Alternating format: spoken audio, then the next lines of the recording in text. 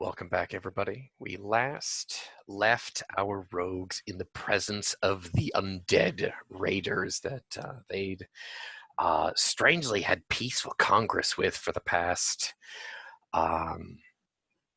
3 times that they've actually crossed paths with them.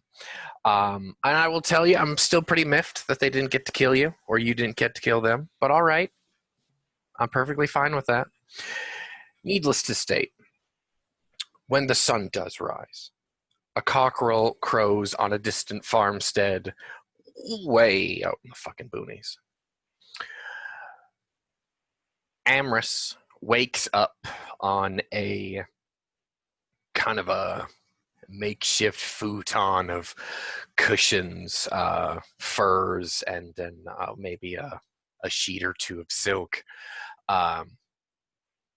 Like the toe of your boot is being kicked. Not hard, but not enough to get your attention to rouse you. You rouse and you look up at the grotesque and mummified countenance of Tahute, the king's yeoman. He looks down at you with an unsettling as hell skeletal smirk, which what left of his lips are still there. And he rasps to you. We're about to move on.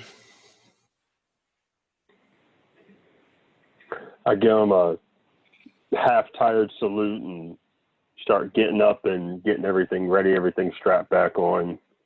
Double check I got all my stuff. And I guess after getting everything together, I'll look for Fern and Tane and see what they're up to. They are still asleep at this time. Should you wish to rouse them or go to rouse them, the rest of the encampment is kind of going about their silent way of mounting up, packing up everything. They have 2 additional undead steeds that you assume are their pack mounts, like that. Yeah, if none of them are going to wake Fern and Tane up, I will go kind of nudge their feet a couple of times. I know well enough not to reach down and shake them by the shoulders. That's how you get cold cocked in the mouth. You may describe your characters as you wish. Go for it.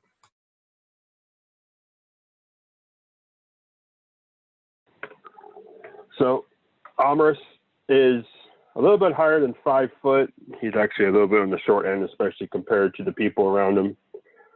Dawn Fairfolk, his hair, even with the dimmer light of the Underdark as it is, or the Underworld, sorry, not Underdark. Switching genres here. Don't need to do that right now. Oh, so see how you are? Oh, that's yeah, all right. Damn it, boy. No. Even with that, you can see his hair, which is black for the most part, actually does have tints of a multitude of different colors running through it. They just look a little bit muted here, but they're still noticeable.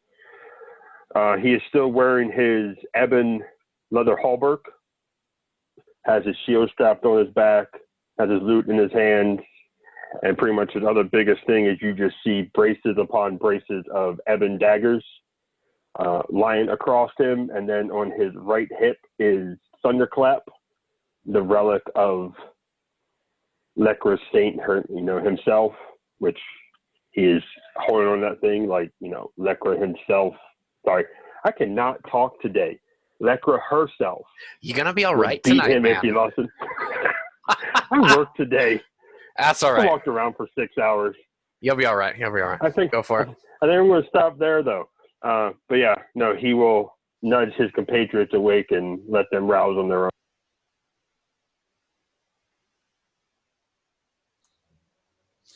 So Fern rolls over to the nudging by the toe of the boot. He's a little disheveled from sleep. He's wearing the clothing he's wearing is loose fitting. sort of a wraparound tunic. His pantaloons are actually fairly billowas when they're not tucked into his boots, which he wears some soft leather wrapped boots that he begins lacing onto his legs, tucking the bottoms of the pants into. He also, the clothing itself is of a dark brown color. There's an under tunic that has a lighter, looks to be the color of undyed linen. So it's sort of like that cream color, if you will. As he wraps these boots, the bootstraps around his calves. His hands are light colored, just as his face is. The color of almost the color of alabaster, just slight blush of health in there to give it the appearance of living flesh instead of stone. His hair, which is falling out of his queue at the moment, cascades down his back. Actually, at this point, it's almost into his mid-back when not tied up. It's black with the occasional glint of red shot through it. Not as if it has red strands in the hair, but as if red is an undertone of the black itself. As he gets his boots on, he reaches up and ties his hair back into its usual tail with a leather thong. His demeanor today is, even though he is tired, he is very happy. He seems to have a little bit of a spring in his as he's getting ready, and he stands up and picks up this billows robe he prefers to wear and shakes the grass and straw out of it and slings it over his shoulders, sliding his arms into the big sleeves and pulling the hood up to sort of shield his face from the light as he's just woken. The light itself hits his eyes, which are an amber color, almost the color of like a good rich beer. Those eyes, of course, when he's aroused or when he's angered, can flash a bit of red. He stretches and says, "Thank you, Amherst." He looks around at the camp and says, "I guess we're moving on." He still looks over at Thane. He grabs a bit of a pole and pokes Thane in the side with a wicked smile on his face. As you accost our luminary of Aegion, there is a kind of a bark from the side of the encampment. It is actually the king, Migdol, and this he's using his court voice, and he says, "Halfmain, Fernaleus, Thorne, come hither."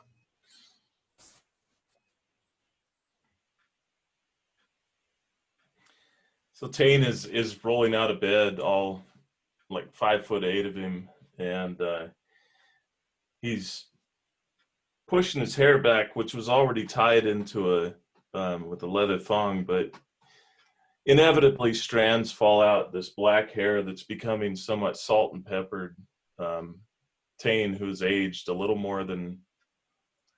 faster than normal since certain encounters with the darkness. His beard that he kind of straightens up and begins to put his boots on. You can pushes his horsehair blanket off and strapping up his boots, and then takes a swig of water before ensuring that the clay tablets he was gifted are in a safe spot for the time being. He grabs his armor and begins just puts it over his head, and he begins buckling it as he's walking over to be prepared for anything. The chieftain is out of undead habit, as he does not sleep, he does not eat, he has no use or need for these things.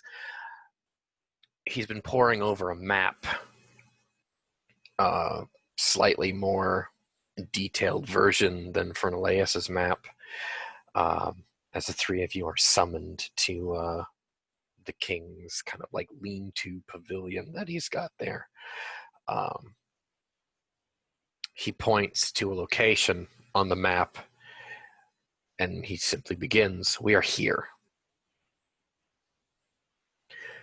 And with a kind of a rap of his skeletal knuckle of his left index finger, he points, and he draws his knuckle across the parchment. Directly to your east is the edge of where Mizarine's influence, like their fiefdom, so to speak, is. They actually control a large enough territory, which would be multiple fiefdoms, but the closest edge of their territory is what he's indicating. And he says, "This is where the edge of Mizarine is."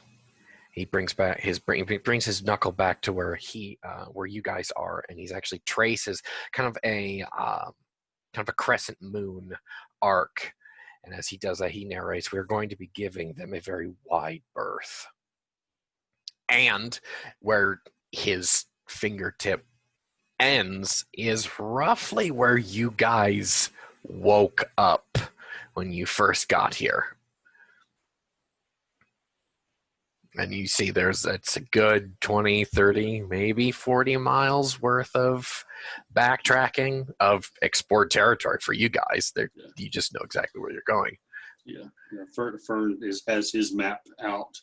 He'll take his map out, put it on the other side of the table there, and he'll compare the spots and pull out his quill, mark a little spot on the map, make a little note, Migdal's camp.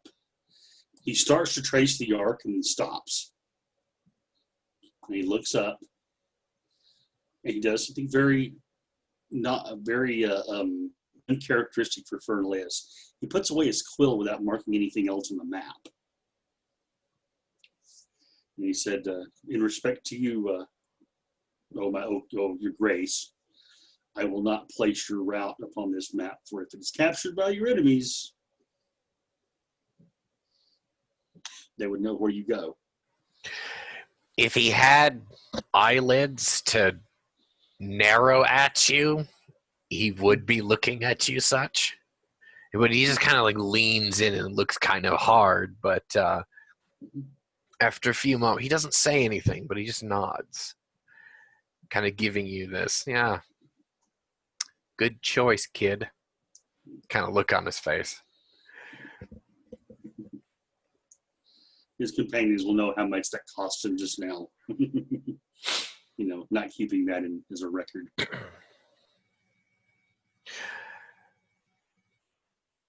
Well, at this point, actually, who is he going to address here? Oh, fantastic, Thorne. So the king actually looks up and in a tone that's he's okay. He's one of the first kings of basically written history. Your bardic background and your knowledge. This guy is a colossus in mythology, quite literally. And this next thing that he says to you, he says in a tone that proves to be alien and would be off-putting, but you can tell by his body language and the words that he's using, he's sincere. And he asks, "Are you certain? Are you meaning to continue this bargain with this vampire? Or, and I will give you this offer, you can come with us."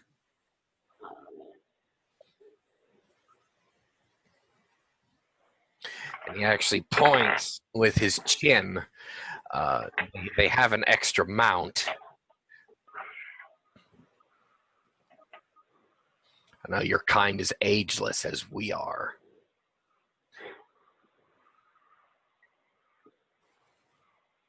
Thorne's gonna forever. Thorne's gonna let him finish speaking first of all, and To go look from him to the map to his friends and back up to the king.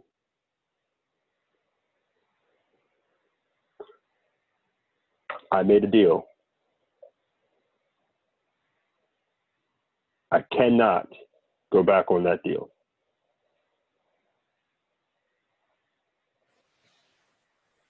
He nods. I can respect that. Far be it from a king such as myself to make you an oath breaker. If you survive these next few chains, then my offer still stands.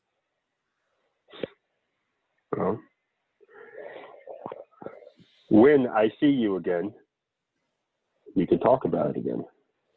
Not if, when. All right. You know where we'll be. And he stands up straight and he actually points. He puts his finger down on the map and he says, "This does not leave this meeting, gentlemen." And he looks at all three of you with the implied knife hand.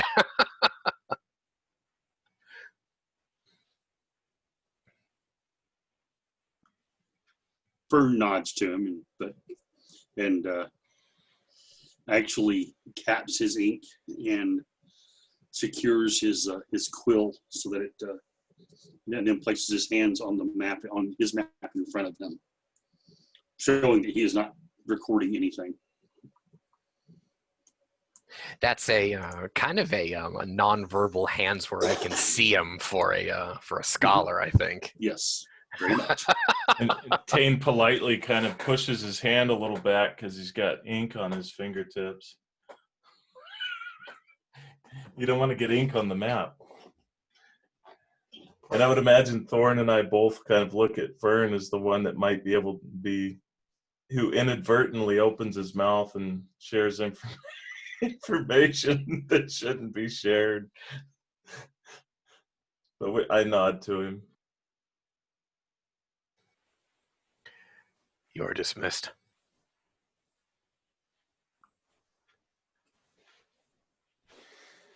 Right, safe.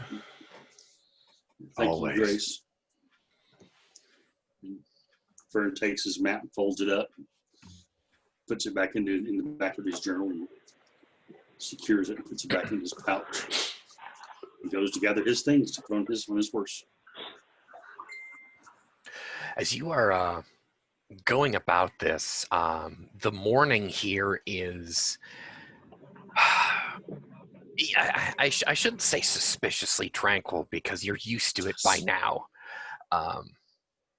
And there's, the calm is shattered by a war horn. A long, low, baritone geet horn. Maybe a little PTSD in Tane. Like, wait, what the fuck? Well, his ears perk up and he tries to place the horn just by chance. Where's our necromancer at? Hath has dismissed himself from the meeting because he swore that he would not. He swore that he would not wish to learn or attempt to learn the true names of the undead, so a necromancer could disturb their graves. So he has actually taken his mare and actually slept under a tree outside your guys' encampment. Okay. Wouldn't we have left the carriage, like the wagon with him? You could have just slept in there. I assume that you guys actually brought it up with you. Oh, yeah. You would have had plenty of time. Either way. So, yeah, Fern's make sure all the stuff is. But actually, what Fern's going to do first is he's going to. We probably had a little fire going, I would think, for the night. Just as a thought. That Basically, bonfire has been burning all night. You guys don't need another one. okay. Well, he'll basically take a little portion of that bonfire and stoke up a little bit of a fire to make breakfast and make sure we're all good and fed. So I know the rest of them don't need to. So, but we do. So he's going to put together a porridge. Hath, a few moments later, actually comes riding into the camp, and he says, we may have company. Okay. Well, Firm Company. perhaps You not making us. friends? It was not I who made these friends. These two hosts showed up in the mist this morning. One Hosts. blue, one red. These colors mean anything to you? It's at this point, I'm not going to make you Blue. roll for it, but there is a ruckus, a clashing of metal on metal a distance away. You hear this on the wind. Amorous specifically hears shouting on the wind. There's a battle being taking place a short distance from here. Bernie or packet to go, or we got to eat later. All right. He'll kick dirt on the fire and put his utensils and stuff away. Probably kick over the pot just to get whatever barely moistened stuff in there out. Basically, up on the fire to put it out. Basically, throw that in the back of the wagon real quick. And is Migdal and all of his guys gone, like toward this, or are they all still around? They are wrapping up their packing, and a couple of them are giving the three of you some concerned looks, but the consensus is really, we're leaving. You can either come with us, or no one is saying they don't just looks being given. They don't seem concerned about the fighting being overheard. Nope. They're about to dip out. Okay. It's like an eighth of a mile away. You can hear it on the wind. It's the pitch and the foot is not here. Okay. Well, so the firm is going to get on his hop up on Fordron and see if he can get a better vantage point right toward a uphill until he can actually see what's going on. I'm not actually riding into the fight. But no, you're trying to look out. Yeah. Something. No, once you get up there, for the sake of the scene, the tree that Hath was sleeping under actually gives you a good vantage point of the two hills and the gully beyond. You see the banners of Miserine, as well as a few of the red banners of Royston. Yeah, they're throwing down. Vampires fighting other vampires, mortals killing other mortals and vampires. Now, just to make sure I have my heraldry straight, when you say Miserine, are you talking about Moldark's control of Miserine, or the bitch that once was dead? I can't remember her name. Ophelia? Ophira. But yeah. Ophira? The heraldry is the same. It's Moldark City, but it's his castle. She controls the city. So more than likely, if we see the heraldry, we probably assume it's her, not him. You can assume. You can assume all you want. You also see a green I guess I'm going to make an banner. ass out of myself. Right. You also see a sliver of yellow out there. You see, we have blue, red, yellow. looking like my hair out there on the battlefield. Like a couple green banners out there, and then one purple one from where the fuck you haven't seen these people yet, It's my goddamn hair out there on the battlefield. right? And by the way, Fernaleus, it is a shit show. Oh my god, it's rough. I don't think Fernaleus has seen a pitched battle, but it's ugly. Vampire. Well, he's heard tales. His immediate thought is to stay up here and observe, see if he can discern, if one side or the other is.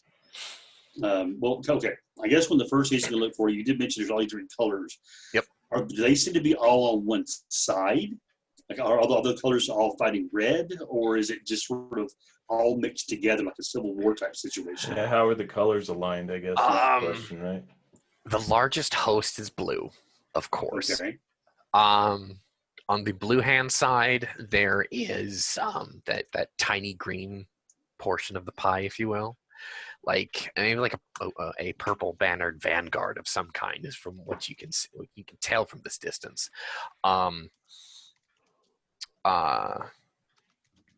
The red host has three green banners over there, and one green banner is on the blue hand side. Okay. Strangely enough, and yellow is kind of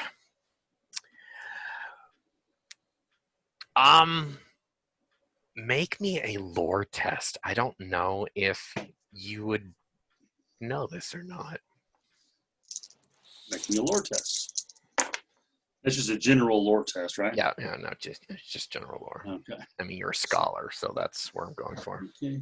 So that's going to be 16 for a general lore test. Just with my cunning modifier.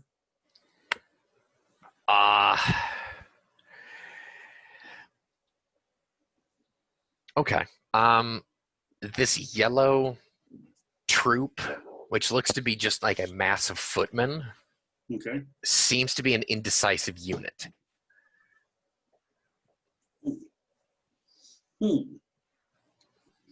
Fern thinks for a moment. Which side seems to be winning, or is there an obvious side that actually has the advantage currently? You can't tell. They just started. Okay. But the blue faction with the fanged maw, if you will, it does have the largest host. Okay. He'll wave to his companions and looks at them and says, "What do you think?" And he points toward the group of yellow bannered footmen. The undead have left already. Okay. I would imagine that we too come rolling up there with our horse and wagon, and we got the rest of the stuff packed. We were fine without you. Yeah, that's fine. Wow, there's is that some of your father's boys over there? That's what I'm thinking. Look a bit undecided.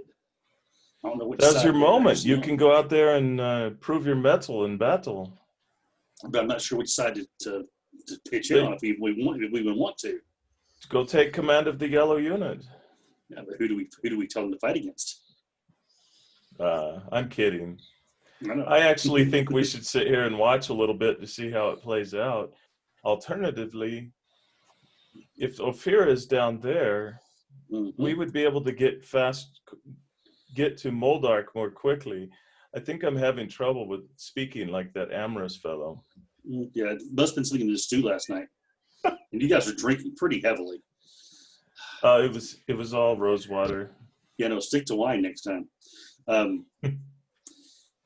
Yeah, we might be able to.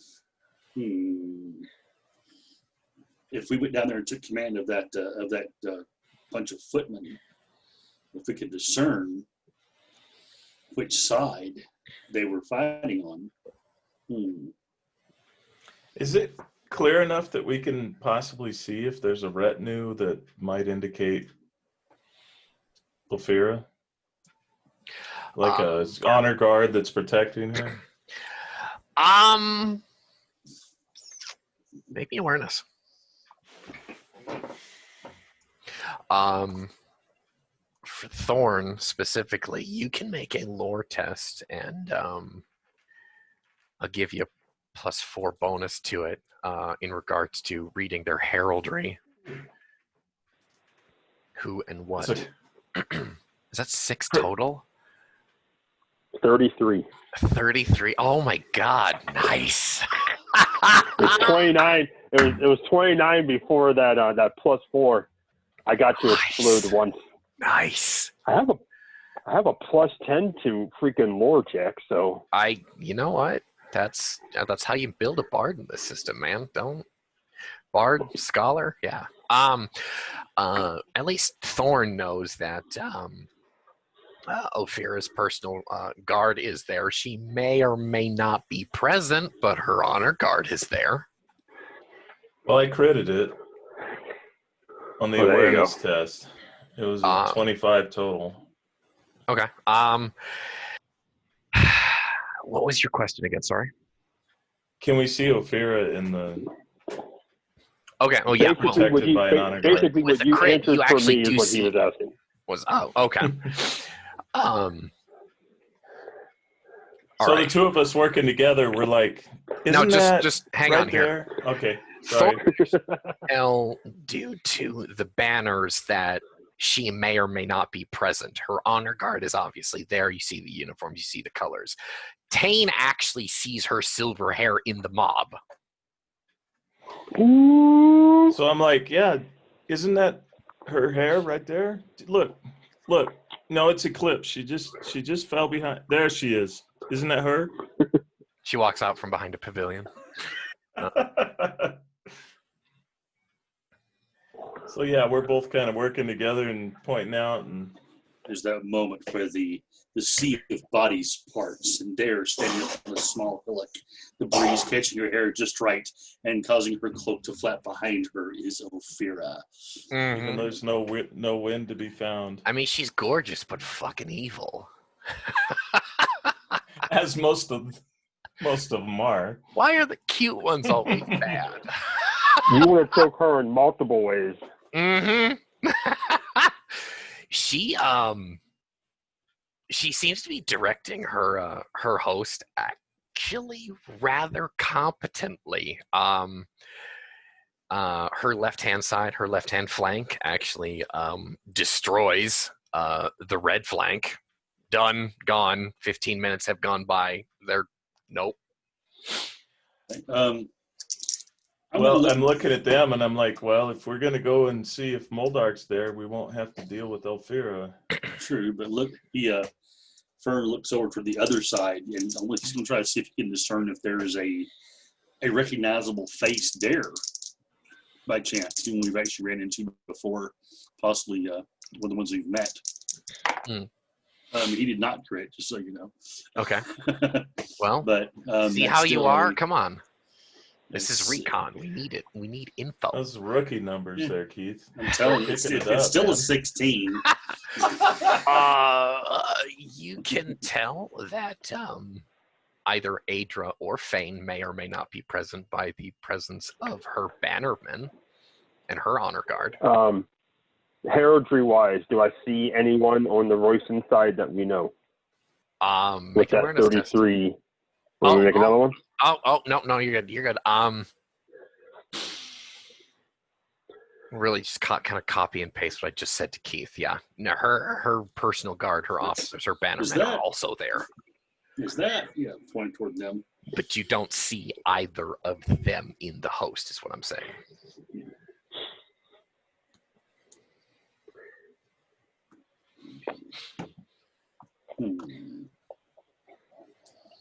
So do we, I pose this question to the three with us, do we toss our lot in with these guys, or do we sit back and watch it and maybe wait until one side or the other is almost victorious, then pitch ourselves into it to turn the tide, if you will, one way or the other? I wonder how Ophira will feel she knows Farad's dead and I have his heart.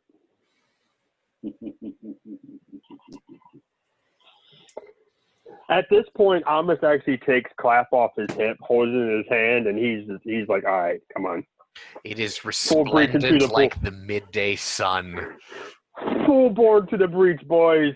Balls to the wall. Let's go kick some ass. Because it's also, well, to Thorne, it's actually multiple folds. One, if Ophira takes the time to look at them and actually speak, he will reveal he has Farad's heart, hoping to shock her a little bit. Two, if they manage to break this thing and have her side lose, they're going to go back to Miserine demoralized. If they manage to kill her, then that's part of Modoc's problem solved anyway. But that's almost entirely his problem solved right there. And we can walk back into the city without any fucking problem because I'm going to have 2 goddamn hearts. But if you went and sang for him, and then he was on our side to go and take her out. Well, he's already on your guys' side to go take her out. Exactly. But he's just not going to get involved physically or directly. Yeah.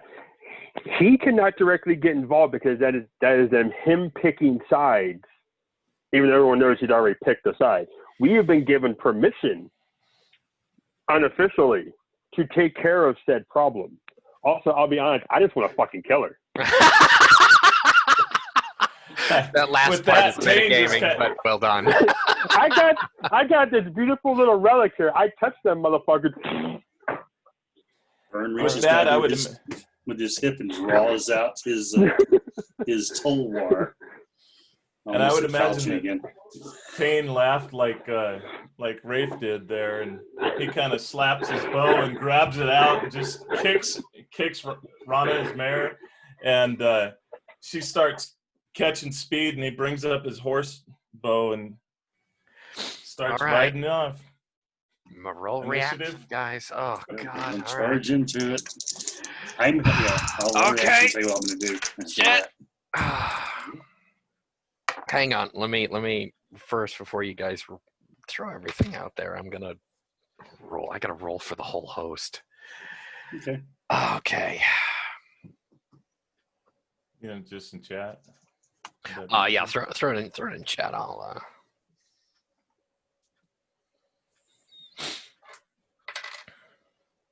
Oh, should I actually break that? I can't remember. It's just 2d8 plus your reaction, right? Yeah, 2d8. I don't think there's any bonuses associated with that, right? Yeah. No. Okay. 26. 26. Okay. 22 here. Oh God, you guys are kind of clustered all around this. That mark. Nice. I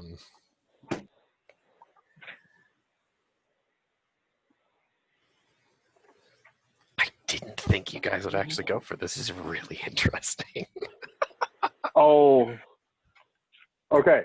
So a little bit of meta. I was actually probably going to go for it anyway since it was blue versus red.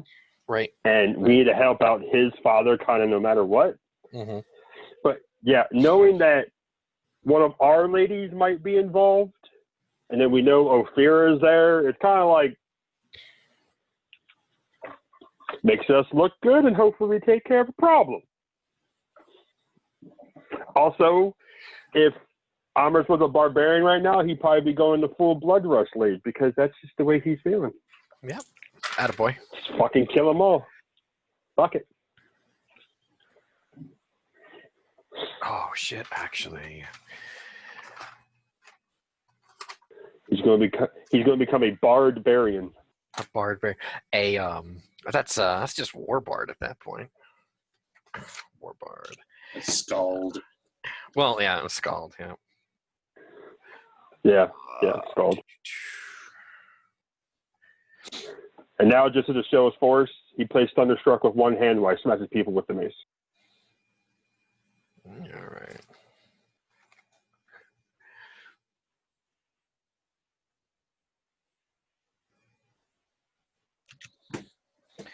And the green banners. Okay.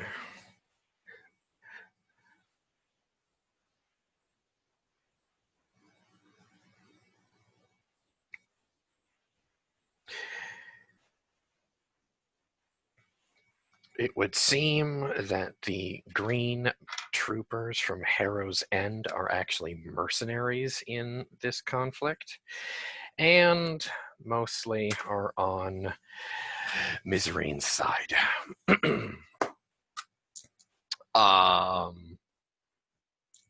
Adra, on her end, who just had her left flank smashed, has already moved to recover that. I'm assuming you guys are in the saddle. You're charging into this, or we're starting Yes. out at least the first round in mounted combat.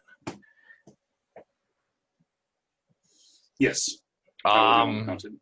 right, Thorne, you guys are actually approaching Ophira's host from the rear. You've got a shield wall press of like 9 troopers deep to get to the other side, so you guys are kind of like not optimized for maneuverability here.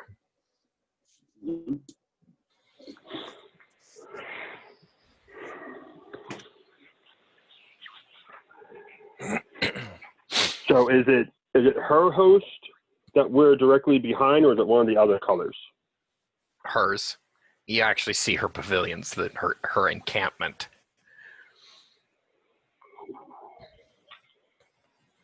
I mean, I'm not saying it's not guarded, but that's where most of her troopers are. Actually, have their supply, their baggage train, where the ones who actually sleep. Obviously, her big pavilion's in the center.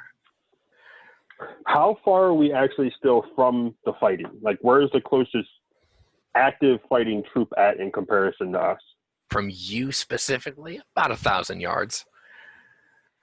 Straight line. How close is the biggest pile of supplies? You could be in there in moments at a full gallop. First rule of warfare. Take out the supply lines. Keep in mind, most of her troopers are actually vampires. Her supply wagon isn't very big. So, keep that in mind. It'll still be a distraction. Right? Go for it. So actually, it's probably going to take me, a turn to get there? Yeah. It'll be a turn to get to her, like her outer fence there. Okay. As I'm doing this, because I'm writing with one hand because I have clap in the other, and I'll spend the ritual points for this, even though I know it's going to be a pain in the ass to actually get to her. I'm actually going to pray to Lekra to help us overcome our foes and actually tell her what side is the enemy, and to, rain down vengeance, so to speak. I'm actually going to do that as I'm going up. I'm not really going to wait for anything to happen, because I know it's kind of difficult to reach in the underworld. But he's going to be saying that as he's going up to whatever we have for wagons or supplies. And then I have to know if there's anyone around when I get there, but if not, he's going to promptly set it ablaze or at least smash it up. Okay. With that, and tell me if I need to burn spell points or anything for that. You won't be able to do any damage to her stockpile there this turn, but you can actually get to her encampment there, and that'll be the end of your turn. Ophira is going to attempt to press the advantage there with her Vanguard. And fantastic. Adra is actually able to defend this turn. Well done. Fernaleus, you are the next to act. In the chaos of battle, take into consideration this is probably the worst you've ever seen. Okay. So I have yet to see. Okay. I can see the cluster of yellow bannermen together in a sort of undecided, I guess, defending themselves off to the side and not actually pushing forward or pulling back, or just. Their current position is they've made a shield wall and they're staying put. Okay. They're not sure if they're going to be attacked. They're kind of you can't tell. They're just shield wall and staying there. Yeah. No one has shot at them yet, which is probably good news. Okay. I am going to spend a spell point and use Whisper on the Wind. And I am going to send a message to I'm going to pick out one of those soldiers that looks maybe like an officer, maybe a person walking behind the shield wall or whatever. He is a vampire that you do not know his name of, but I'll tell you he's a vampire. Okay, I will send Biggest him. plumage. I will send him a message. Whisper on the Wind. Ophira must die, and then I'm going to basically put the helm on my head with the nice big goldenrod plume on it, and I'm going to follow Amorous. Okay. The two of you are outside her encampment at the fence then. All right.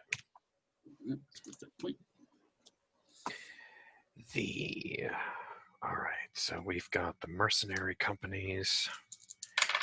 What do they want to do? Fine, don't do anything. The mercenaries of Harrow's End attempts to attack the people under Ridian. So they're actually in a shield wall press. Well done, boys. And they'll defend. They won't defend very well. They kind of look like they're being kind of steamrolled into a ditch by a massive purple banners and plumes.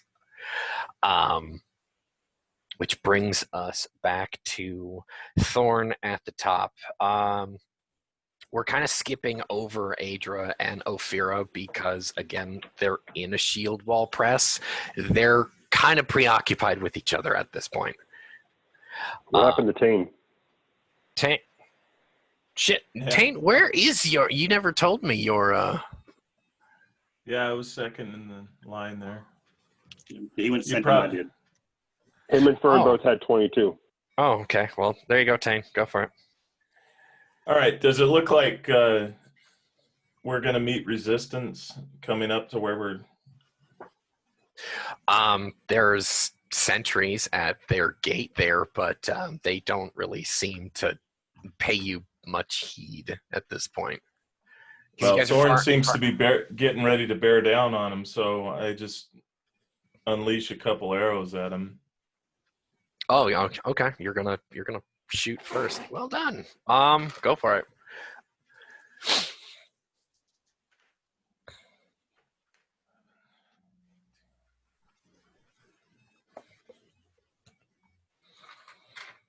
Okay, 22 for the first one. These would be considered, I think I get a second attack with the bow. How many This grades level. of bow do you have? Not enough yet. Okay. You just get the one? All right. Yep. Roll damage for that one. All righty.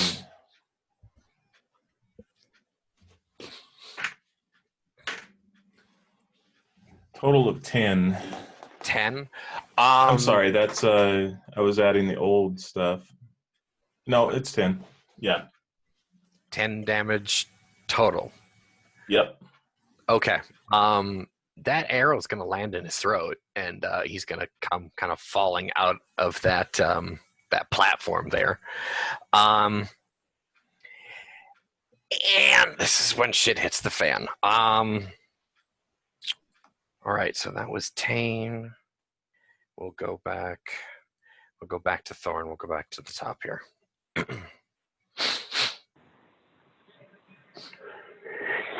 Okay, after Tane puts an arrow in one of them, are the others looking back toward us, or is it one of those, he sniped one and no one noticed yet?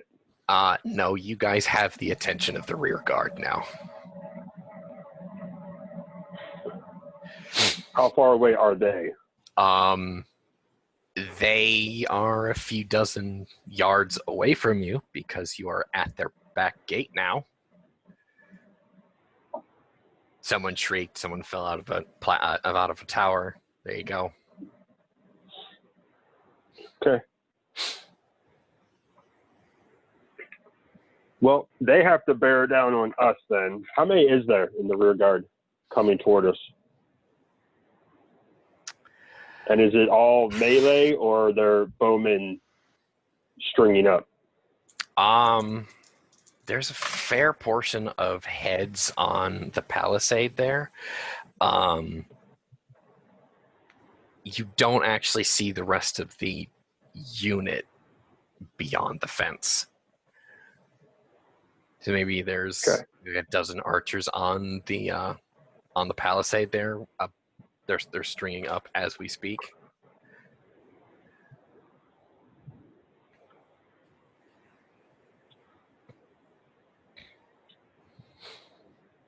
With an actual good throw, how far can you throw a dagger?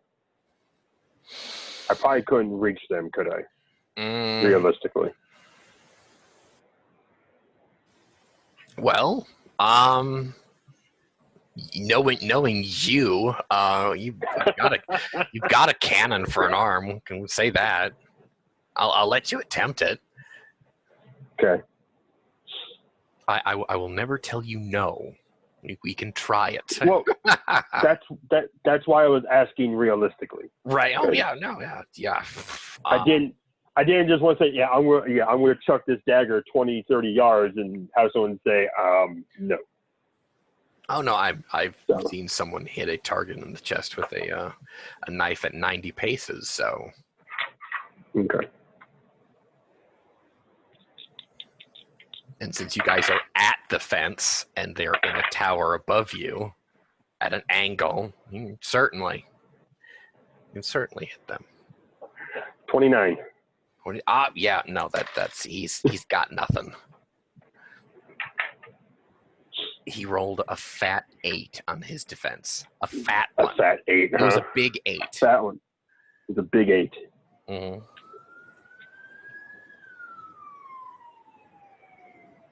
Just a D8 for damage for those, right? Right. Okay. And it explodes. Go for it. He's probably gonna die. He's just a footman. That's 16. Oh yeah, that dagger lands in his throat, and he slumps against the fence there. Mark him in my head so I can get that back later. Right. Adra and Ophira are still in the shield wall press. Fernelius? Is there a gate, or is it just a opening in the back of the palisade? Or Yeah, it's just a big opening, big gap. All right. Then Fern is going to charge into the big opening, Tulwar out, gripping his horse's mane, or his horse's reins with his right hand, with his shield on that, if possible. And you round the corner and you see 25 footmen there. All right. Then he is going to take a swipe as he rides by, just as fast as he possibly can. Get him. Just to see if he can just slash one of them as he goes. I'm charging further into the camp. Right. This is not we're not going to start the fight. We're going to cause chaos. Are you going to try and ride them down, trample a couple of them underneath you? They're in a formation here. Okay, they're blocking my path forward. Mm-hmm. Oh, okay. That I'm going to. What are they anchored by? What do you mean? On, What are they anchored by? on the ends of their formations? Are they like they end it like the wall on one side and a pavilion on the other, or are they just sort of out there in the middle? It's not entirely cramped. On the left-hand side, there's a pavilion, kind of like right there. They've kind of, you guys kind of caught them by surprise. Okay. As you're kind of rounding the corner, they're forming a shield wall. Okay. But they're not locking shields yet. On the right-hand flank, you could try to squeeze in behind there if you made a horseman. Okay, well that's what he's going to do. He's going to head toward that way and try to take someone down with his tulwar. Go for it. And hopefully the horse will knock somebody out of the way. Get him. On my attack with my tulwar, having higher ground gives you a bonus, does it not? Higher ground, I believe, gives you a +1. All right. So that's going to be a 19. A 19. All right. This guy's a spearman. Oh shit. Wow. Okay. You actually he takes this your stroke on a shield. You hear that resounding bang there. And we're going to do my horsemanship then to see if we can basically muscle by him then. Just like you're kind of like forcing the horse through this gap. Yeah. That is going to be a 21. Okay.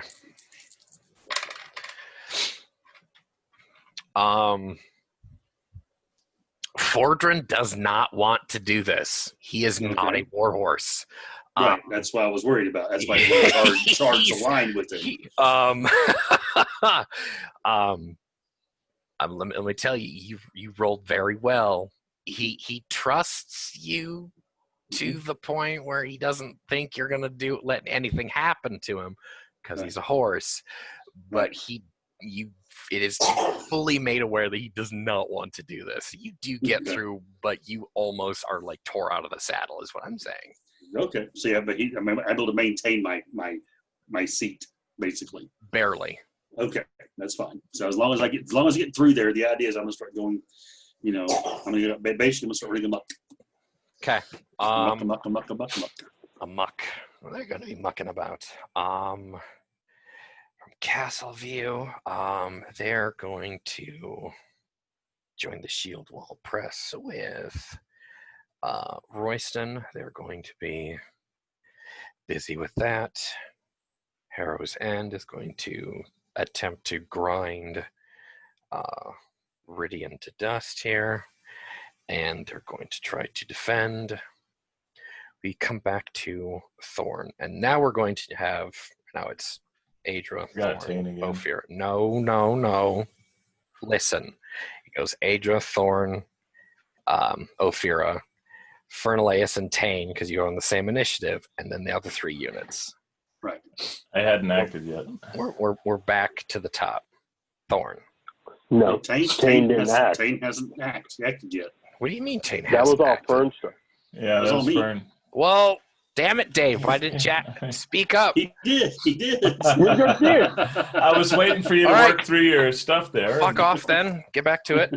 So I would imagine that I'm coming up behind Fern there, and I actually hook my bow across the stirrup, and I tell her to stop, and I jump up on the saddle. I know this is going to be probably an athletics maneuver, and I'm just going to grab both my weapons and then dive into the shield wall. Because they're still forming, so I could possibly break up the middle of it basically by jumping onto it. Hopefully I can get an attack in there too. Okay.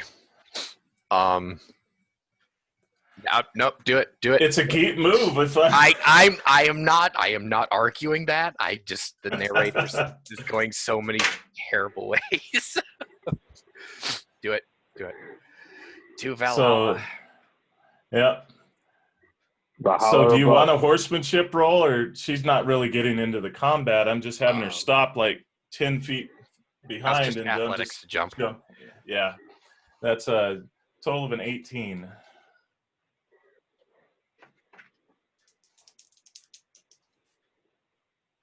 They are kind of caught unawares.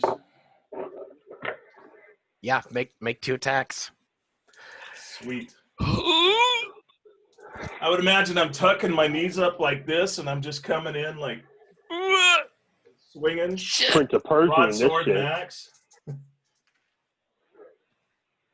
Assassin's Creed.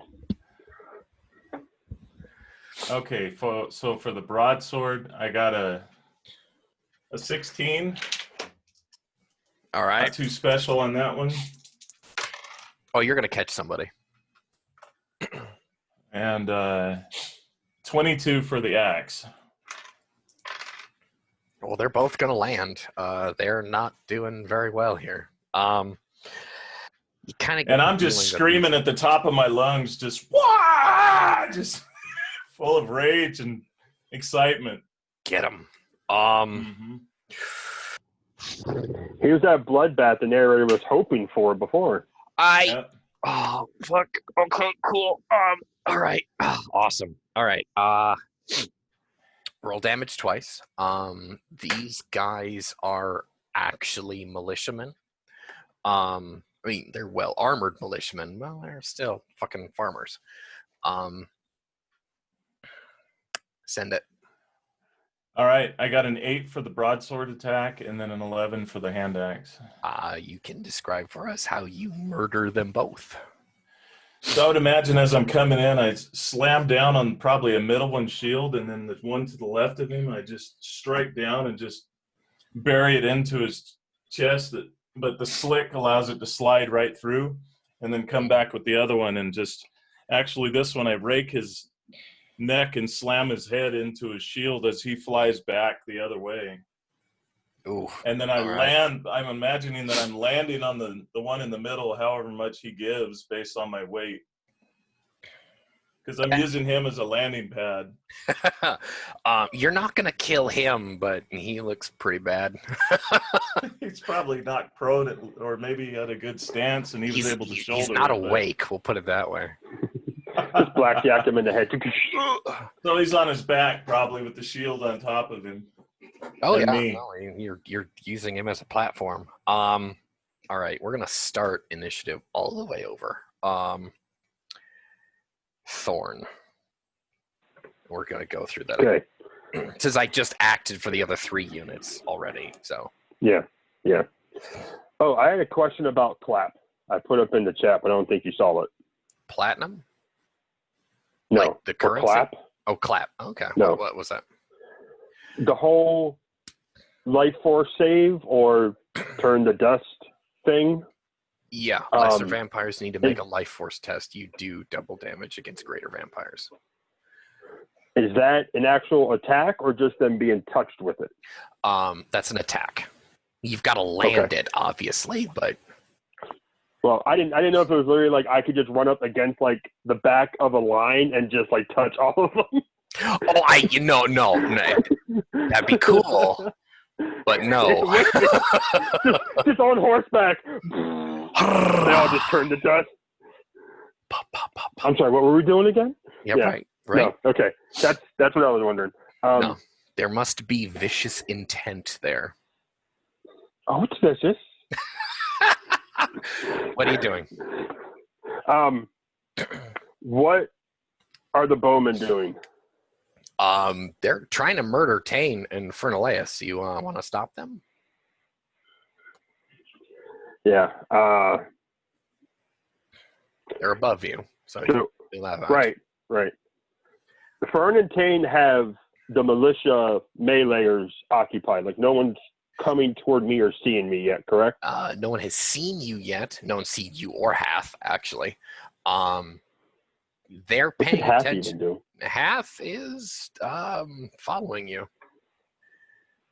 You've got a necromancer following you. Right. Well, once it's That's actually not his scary. turn, he's probably going to jump into the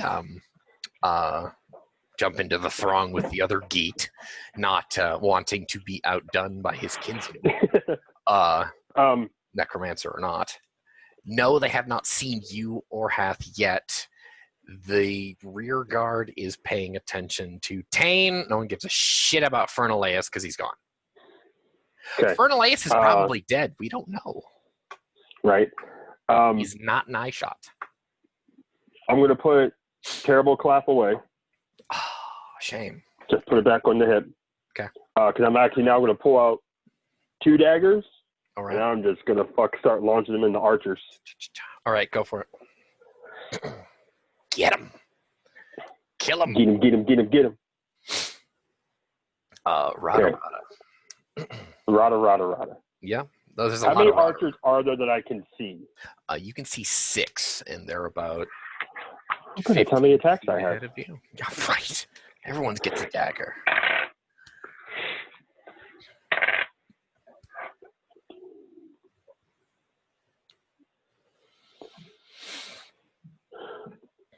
$28 for Yeah. the first one. These guys specifically, because they're a footman, they have a static defense of 12.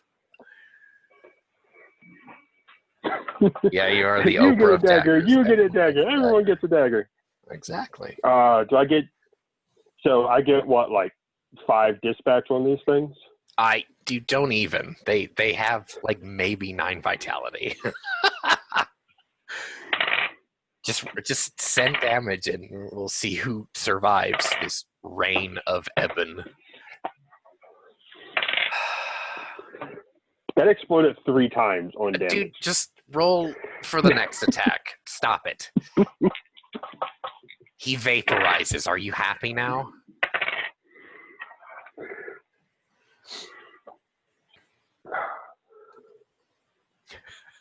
$21.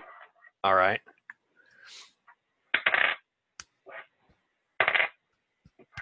$14 damage. Sorry, Oh, 15 damage. Oh, God. All right.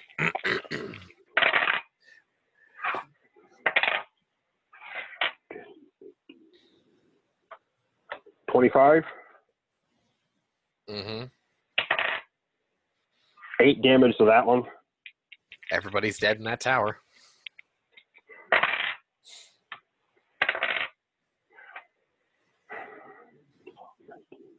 $26. I just said everyone in that tower is now dead. I thought there were 6 guys total. Yeah, but you keep rolling so goddamn well and get enough damage on the We're just- first guy to kill the 4 guys behind him. Okay, so we're just gonna say they're just dead. Got it. Yeah. So that's 6 more daggers gone. How many daggers do you have total? I have 20 total. I have used 7 so far. I have thrown 7. Oh my god. That's Okay. if on that last attack I still threw all 6. Yeah. Which I'm assuming I did. You're just Yeah, letting me get the kills because of everything. Yeah, no, that's fine. Okay. So yes, I have 13 left. All right. And at the end, I will pull Clap back out until I see more archers. Okay. All right. They kind of just ran down the palisade when you guys showed up and all clustered in that one tower.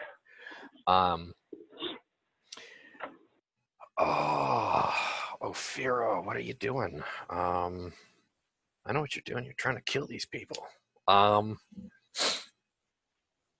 Fern, how you doing? Thorne is looking for anything he can knock over, like tent poles, cooking pots over fires, anything he can basically knock down to basically start spreading chaos. He's going to basically try to weave through the camp and, if possible, get people chasing me too.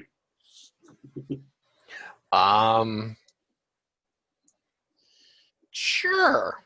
If I can get lucky enough to catch some guy coming out of his tent half dressed, I'm going to basically Kill him. say, "Hi." That guy. Yeah, exactly. Well, don't obviously have sex with him, but hey. Well, no. Well, that maybe it's cute. Is he attractive? We don't know. But After I'm done, slash.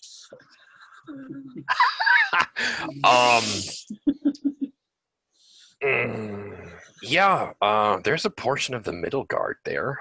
You've got a couple people shooting at you. Make me a defense test. All right. Oh shit. Defense test is going to be. Got a 26. Defense Are you test. good? Yeah, I'm good. Okay, good. I'm into 30. So. All right. The next one. Oh, that was a suppress. You can beat an 8 unless you crit fail. Yeah, I beat an 8. And the third one,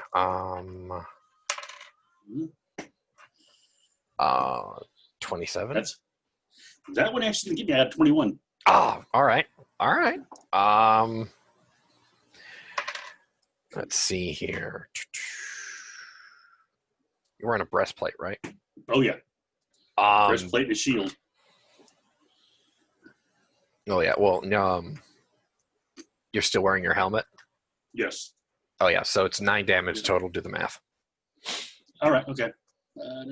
Ooh. Oh, that tickled a little bit. Ow! Don't you suppress like all of that? All but one. It's like that was scratched me a little bit. So. Just because I'm a dick, that landed in your armpit. Just because. Yeah, it feels good. Okay. Hey, Tane, you want to actually, you know what? The other Geet's going to go through because I skipped him. Okay. Poor Tane. He's just getting overridden this whole battle. Right? To hell with Tane. Come on now. Tane has been rolling well and doing fantastically for himself this entire campaign. We can shit on him a little bit.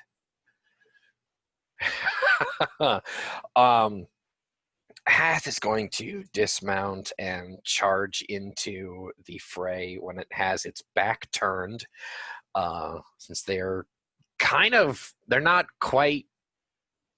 fixing to pig pile on you is what is going to happen, Tane. Hath will get 2 attacks in. Oh shit, dude, come on now. Or you can stop. No one's bugged by the 7 screams of archers as they died. Well, let me put it this way: there's a pitched battle less than 1,000 yards away, and there's 3 dudes who are attempting to penetrate the rear guard. I don't think the screams of 7 archers are threatening. It's worth a shot. Hath takes out 3 guys, and then we go to Tane. Get him.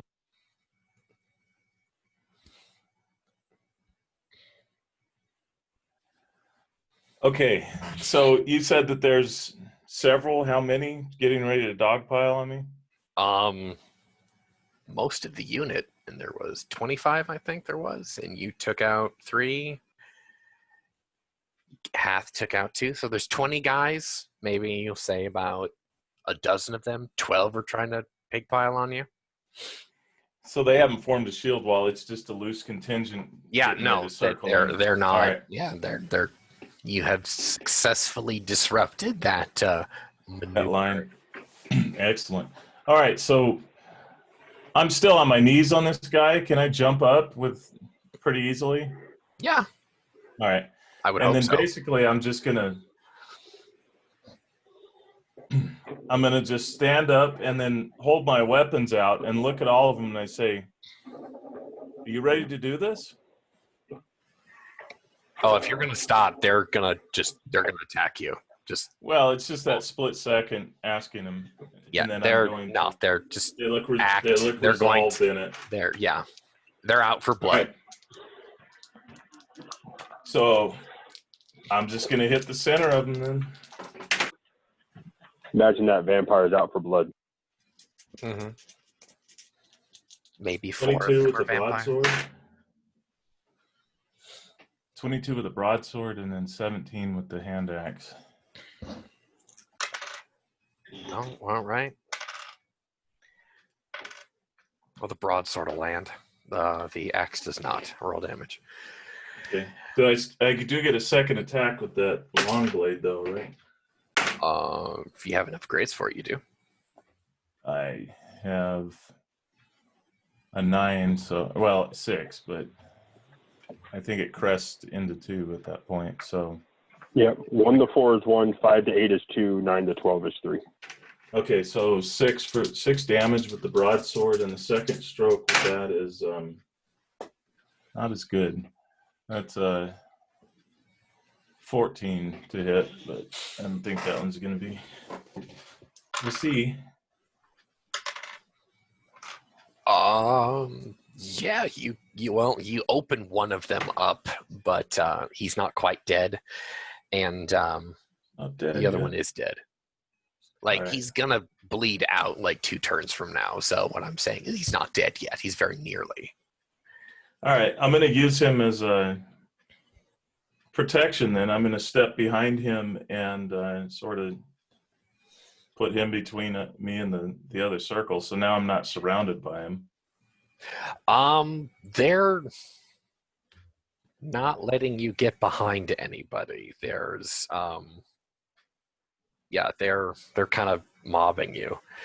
And now I've got, let's see. I'm gonna have 12 guys see if they can bear down on you. Make me a defense test.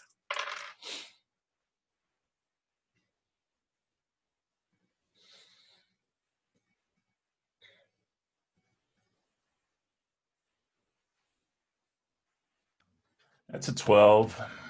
It's 12. Okay. All right.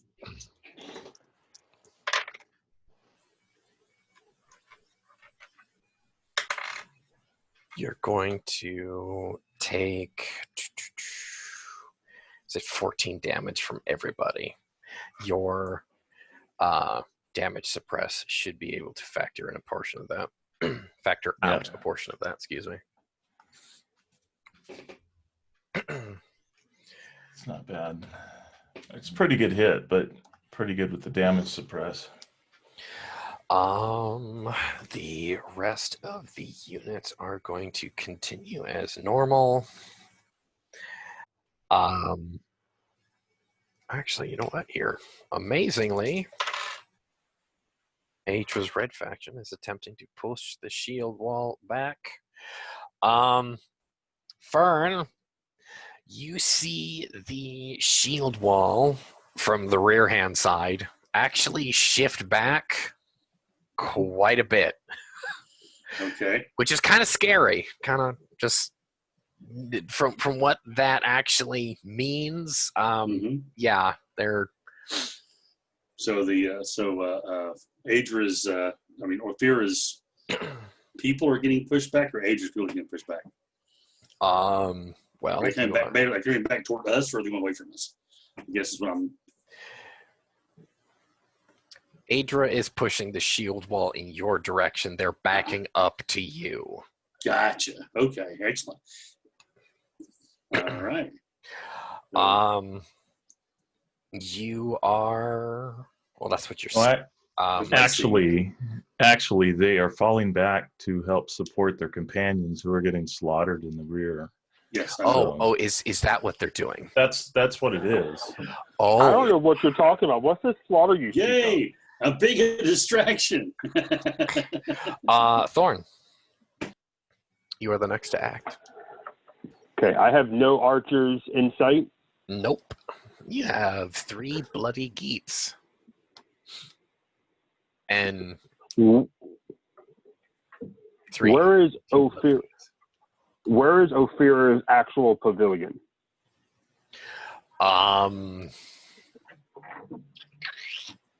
Not near you. you see, well, you're going to see the large pavilion off in the distance, but yeah, it's going to take you a while to get there in your current predicament. So she doesn't have one back in the encampment where she would go if she wasn't fighting?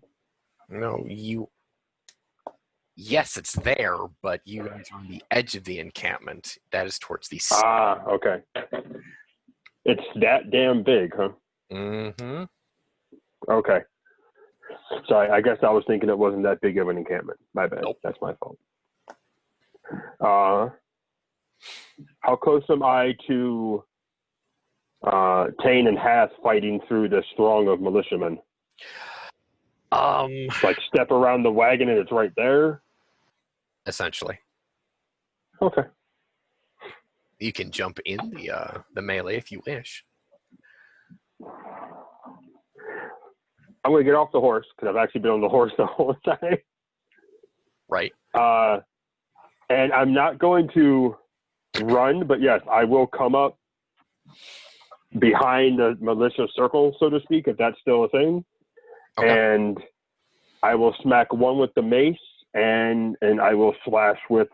I'm actually not going to throw the daggers. I'm actually just going to cut with them. Go for it. Jab them in people's throats and shit. They're right there, so go for it, man. All right. Cool deal.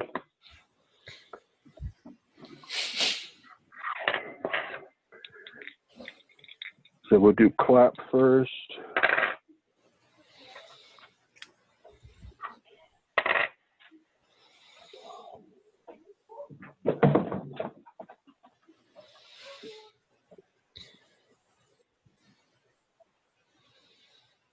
$22. I don't think the mace gives me a bonus to hit, right? It's a relic, Or man. just- It's +4/+4. So sorry. So 27. Yeah, they're he cannot answer that, so just roll damage. As you brain him.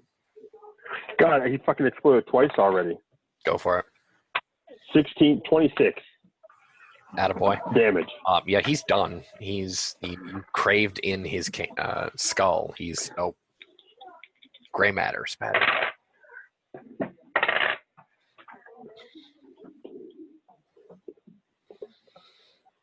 And this is the dagger. 28 with the first hit with the dagger. Yeah, no, none of these guys are going to be able to answer that.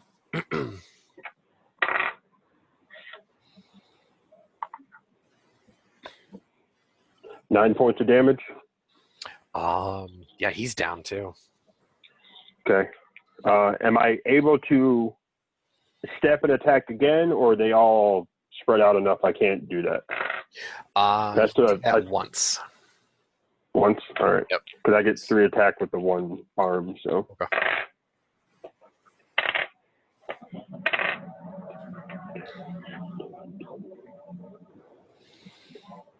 Yeah, 33. He's not doing anything against that. No. 5 points of damage on the second hit. Assuming he's still up. Oh yeah, no, he's still up. He's good. Well, good. Good.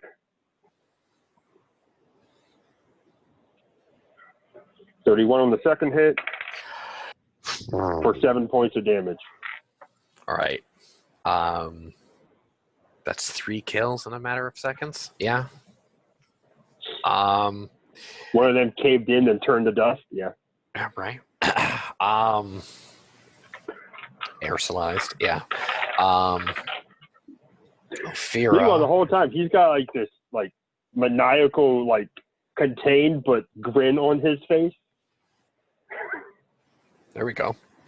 Fira is going to attempt to rally, and she's going to. Shit. All right. Cool. Adra loses 2 officers. There we go. Fern. I need you to make a horseman test. You are attempting to be bucked out of the saddle.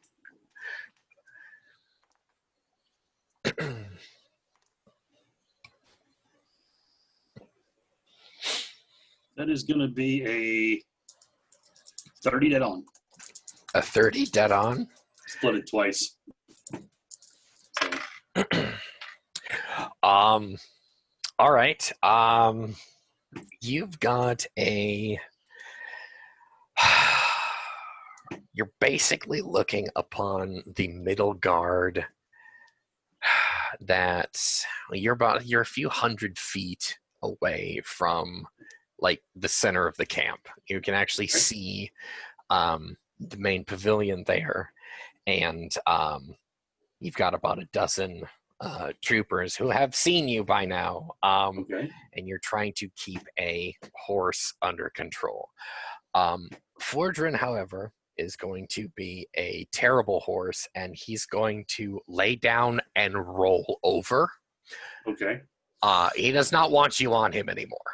That's He's done. fine. I will attempt to make an athletics test to get off of him so he doesn't roll over my leg. Yeah. Okay.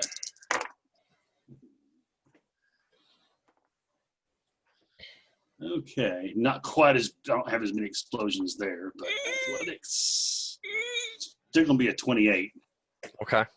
So this is technically an attack, but yeah, so he makes like he's about to like get down. You're like, oh no, we're not going to have any of that. And you jump out of the saddle. I do what he asked me to do. And so, and what I'm going to do basically as soon as I hit the ground, so he's going to run off. I am going to other end of the county by now. Yeah, no. Okay. I'm going to basically start running back towards where my companions were back in the other side of the camp. Yelling to me, just, you know. And if you want me to make a deception test and that I can, it's the idea that maybe these guys will think, hey, maybe I'm the first person in a big attack from behind. Shall I? Well, you are royalty here. Mm-hmm. I do have that plume. He thinks he's royalty. I need you to make a deception, or not a deception test, a defense test. You're being shot at. Okay. Actually, 2. Okay. First defense test is going to be a 22. Yep. Nope. I'm assuming these are from further in. Okay. Yeah, he's. Second's going to be a 23. Okay.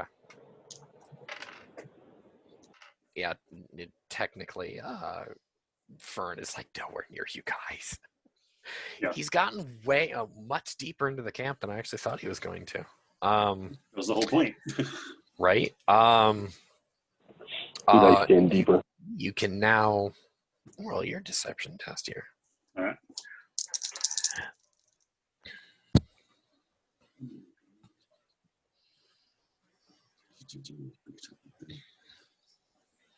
There it is. All right, that is going to be a 16. So. Oh, come on. All right. Okay. They don't believe me. No, they're a little surprised that somebody with a yellow plume is in their encampment, but they're not giving chase. They're not thinking, how did Ridian get into the camp? Yes, I recognized I wasn't Ridian. You guys aren't within speaking distance, so they don't know. Well, I mean, by looks. There was that mention earlier that I looked a lot like him. Well, you do look like him, yes. No, but what I'm saying is there's a pitched battle. You don't have time to have a conversation, nor do they have any time to interrogate you or even look. They're seeing a mass. It's not their unit. They're kill first, ask questions later. They're looking back toward the camp and saying, hey, there's somebody back there. Okay. Someone got through our line somehow. What are you meaning to do here? Are you going to try and escape? What are you doing? Well, I'm running back to the camp, back towards where I left Tane and Amorous. Make a stealth test for me. Oh, okay. Because you are being observed.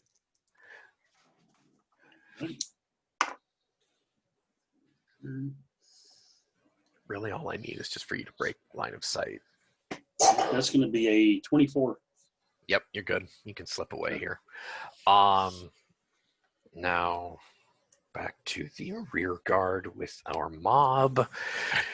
They're going to attempt to overrun Hath and Tane. Running from Amorous.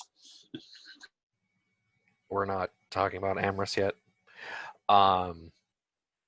Tane, I'm pretty sure you can bait a fat 11.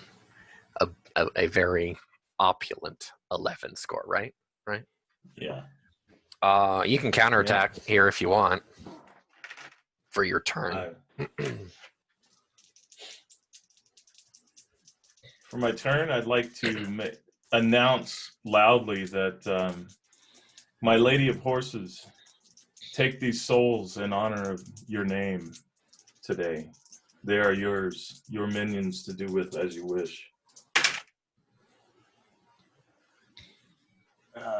16. So I'm offering them up as blood sacrifices. Okay. Are you So going that's to attack or no? Yep, I got a 16 plus 9, so 25. 25 with the broadsword. Oh, for fuck's sake. That one's not going to land. Okay. Second attack.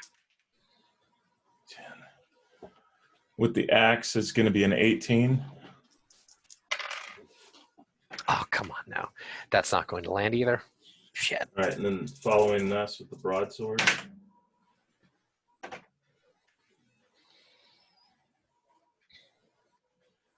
18.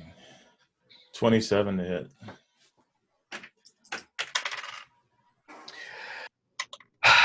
All right.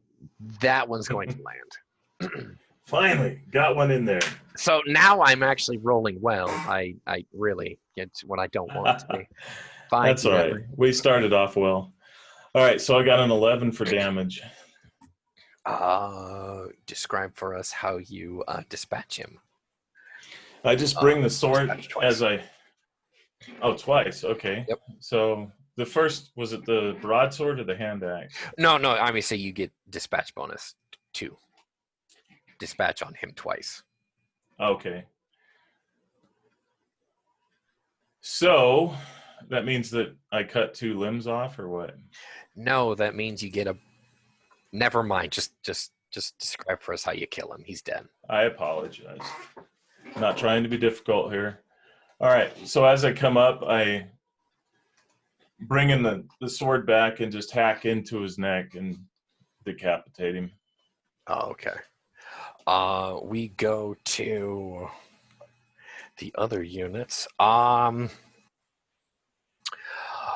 Unbeknownst to the party, Rydian dies of his wounds on the battlefield.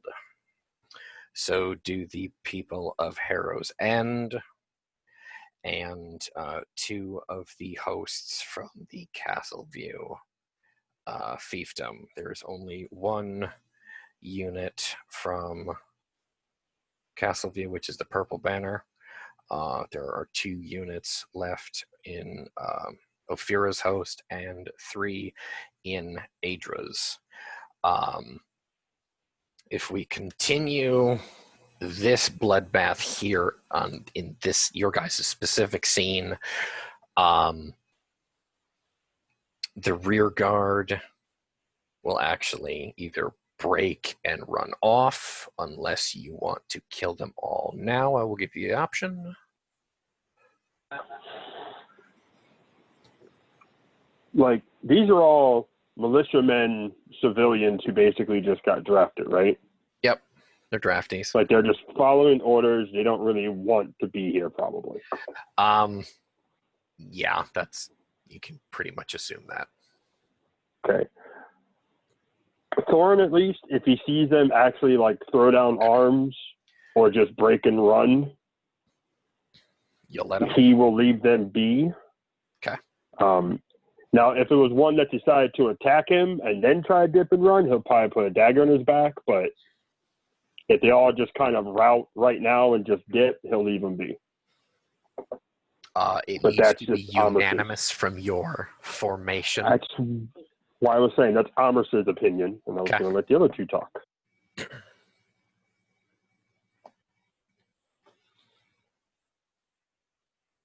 Fern, Tane? Oh, I wasn't actually part of that deal, so I didn't think I was actually going to be in that. You are now. Meeting. Okay, then, You yeah. slipped. You were able to slip away, and you're going to basically, by the time this happens, what I've just described, you're going to show up. Yeah, I'm not going to keep them from running off. I'll let them. Actually, I'll encourage it. Someone tries running by you, you grab them. No, run this way. Yes, that way. You're going the wrong way. Yeah. Tell the tale. Go that way. Yeah, at first Tane actually, his eyes are kind of wild, and he starts chasing after him like he's, trying to hit him, and he starts coming to his senses though when he sees Fern and Amorous back there, and he kind of centers himself and starts walking back to where they are, and it wasn't that far away from him. Nope. You can. Well, I want to say combat for you guys is over, but you can still hear there's a pitched battle going on not very far away. So you're out of combat, guys, for this moment. I look at the two, look at around us and say, let's burn it. Where's Fordrin? Oh, he's last I saw him, he was heading point out toward the back that way. He left. He wasn't. I didn't tell him to. He left, as in he laid down and was about to throw me off. So I did, and he took off. So. And I do this quick whistle, and I would imagine that my mare comes trotting up to us because she was just waiting back. She does, yeah. Yeah. And I lean over and just kind of give her a warm feeling of thanks. What do you guys wish to do from here? Fern's goal is to start putting things to the torch. Do it. Amos is actually going to get his horse, hand it off to Fern. If the horse goes to Fern, I mean, I don't know if they're Fern not has like an aura about him. They're just gonna, they're gonna do what they're told, unless you guys get in combat. Yeah, right. So Amos is going to give his horse to Fern, and honestly, his next thought is, I gotta go retrieve my daggers. Get up that ladder. Yep. So he's going to do that, but he's also going to look out further to see if he could see the best things to burn, as well as, are there actual torches up here anywhere, or are they all just down below?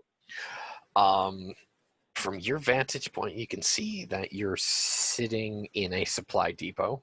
Can I interject real quick? Sure. Before we burn everything, can I check to see if they have any medical supplies or something? Grab a couple poultices or stuff like that? Pillage. I mean, you have time to. We're in the supply area. I can grab them real quick. Just take a couple minutes. What the Geet is saying is pillage, then burn.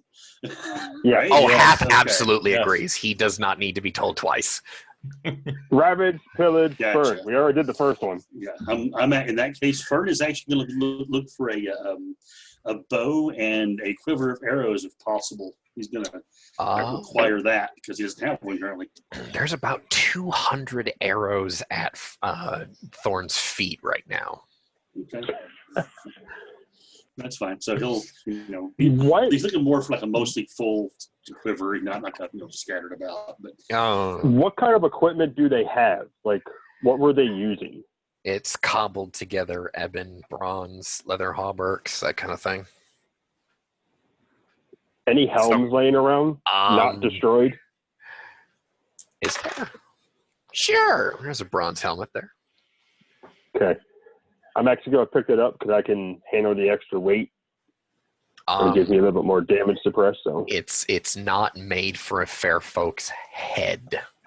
You have horns, it's not going to work. Damn it. The fair folk actually Damn don't it. wear helmets. They actually wear what's called an armored hood. Oh, okay. I'm assuming there's probably none of those. Yeah, no, there are no fair folk in the underworld. Except for you and those right. Twins from three before. other guys initially. Yeah. Anyway. When Fern yells out for a bow, if I can hear that, I'll pick toss him one down. up a couple. I'll pick up a couple and a couple quivers worth. Okay. And bring them down. What kind of bows are they? Are they regular bows, great bows? They are regular bows, but they're war bows. So they'll get a physique bonus. Oh, okay. That works. Replenish some arrows. Right. How many poultices do we find? Nothing made, but there are crates upon crates upon crates of supplies to make them. So I can get more medical shit. Yeah, I can refill my medical shit bag. Yeah, basically just pick up like 2 more burlap sacks and just start stuffing. Yeah, I'm doing it. Santa Claus, man. Bring down the wagon. Hath did not bring down the wagon. Hath actually covered the wagon back at the other encampment, so in like hopes that you guys would come back for it.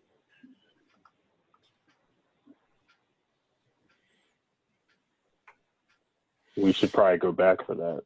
Do you think you have time? Left side of brain talking. Right. Mm-hmm. And actually, like Thorne's like still up on the head what like the a fuck would it goddamn be called? It's a guard tower is what it is. Okay. Yeah, he'd be up there. He'd look out at the battle, like the actual pitch battle. No, we gotta do it later. And he'll go back down and he'll actually do like the fireman slide thing. Okay. In a nearby tent, Tane, a supply tent, there are leather bags, burlap sacks, and big woven baskets, and that you could.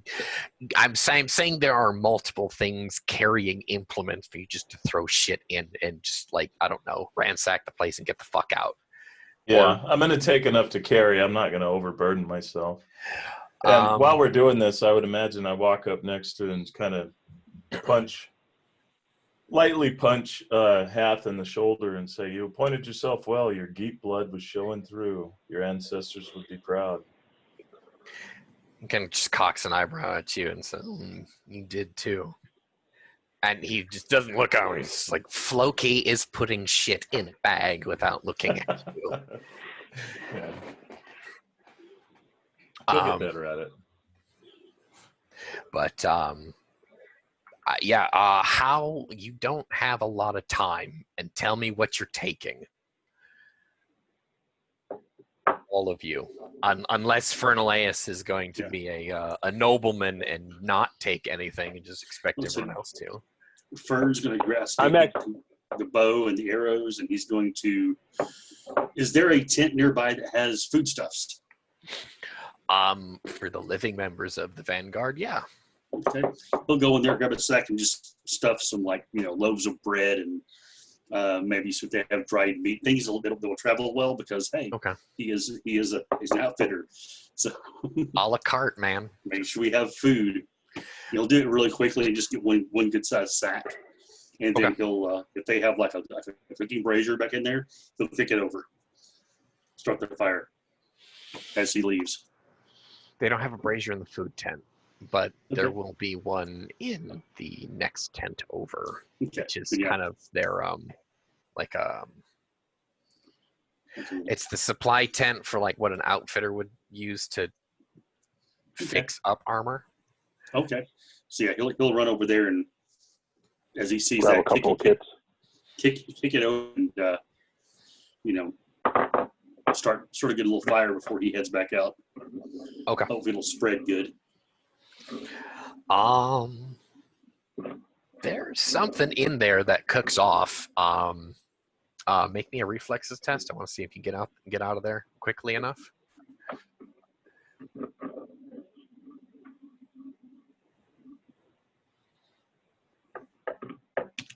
27. Yeah. Boom. Okay.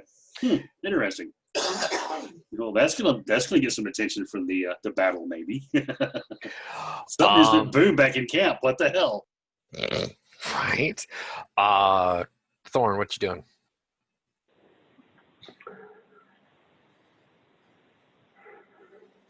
Okay, from where we are right now. Mm-hmm. I'm assuming you're How still far in the is it? tower. No, I went down. Remember, I did the whole Oh, yeah, fire. okay, you came down. You're right. Sorry, you're on the ground. Yeah, so I'm essentially at the base of the tower. Mm-hmm. How far away is Ophira's pavilion? Couple 100 yards. Okay. I look back. I know they probably had this in hand. Do I see, either when I was up in the tower or now, do I see anyone between my location and that pavilion? No people, no. Okay, so what do I see if you said no people?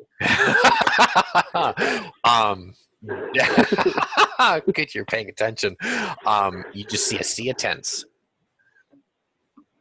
Vampires aren't people, Tame. No, you don't see anybody out there. Between you and there, no. There's no fucking boat either. Right. Am I within yelling distance of Tane and Fern? Yes. Yes, yeah, you can. Yep. Okay, I'm going to look back at them and say we need to ransack and burn her pavilion.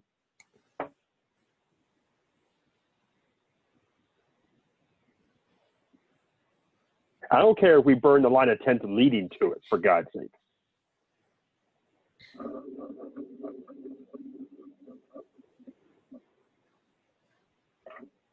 Nothing. Nothing at all. He's talking to you guys. He's not talking to me. Couple 100 yards? Huh. He's going to... Come on, Fern, you were just there.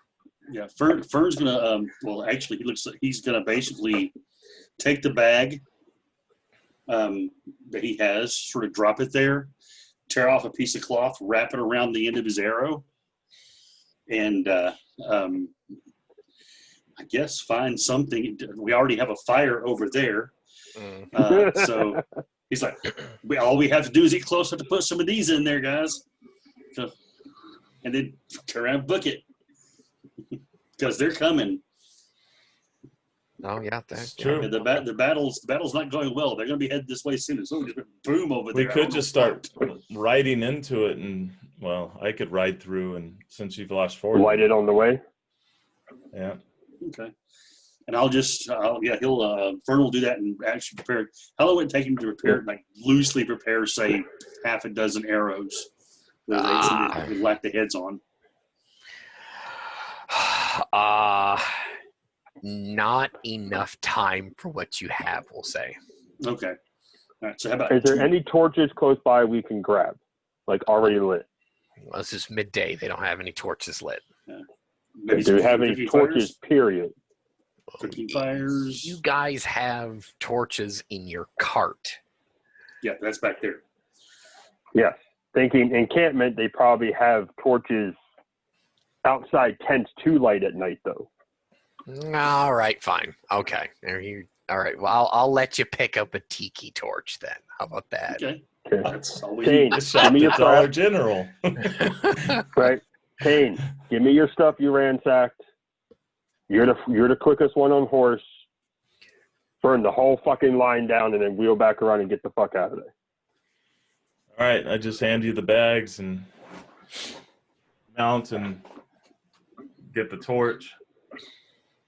You ride off into the camp. All right.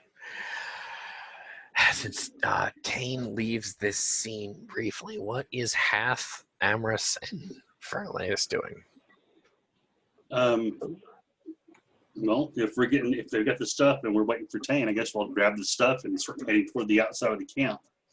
All right. So you guys dip out. That's my thought, yeah. And I mean, we're not going to go completely out. We're going to go to where we can still see Tane. So if I need to like launch a long range arrow to maybe not take somebody out, I possibly can. He's going to disappear into the tents. You guys are not going to have line of sight. Fine. So that's fine. spread more fire. Thorne will take the supplies that Tane gave him, put them outside the encampment, and then is basically going to go back inside and watch for Tane to show back up. Okay. Like he's actually going to go back and wait for him. Yeah, he's going to look for the smoke, and he's going to wait for Tane, because if he sees smoke and no Tane, something done fucked up, and he's going to go in there. Okay. I don't know. Well, all right. Just, all right, Tane. You're riding off into the camp. What are you doing? So I would imagine that I'm just kind of leaning out of the saddle, just poking things with fire. Yeah, I'm just kind of dragging the torch across this canvas, or what are they made of? Canvas. Okay, yeah, just dragging it along the canvas, because it should start lighting, and just keep kind of doing that. And I'm not trying to be loud, and I guess I am trying to be quiet. As quiet as a cantering horse can be. Yeah, she's good at it. You want a horsemanship?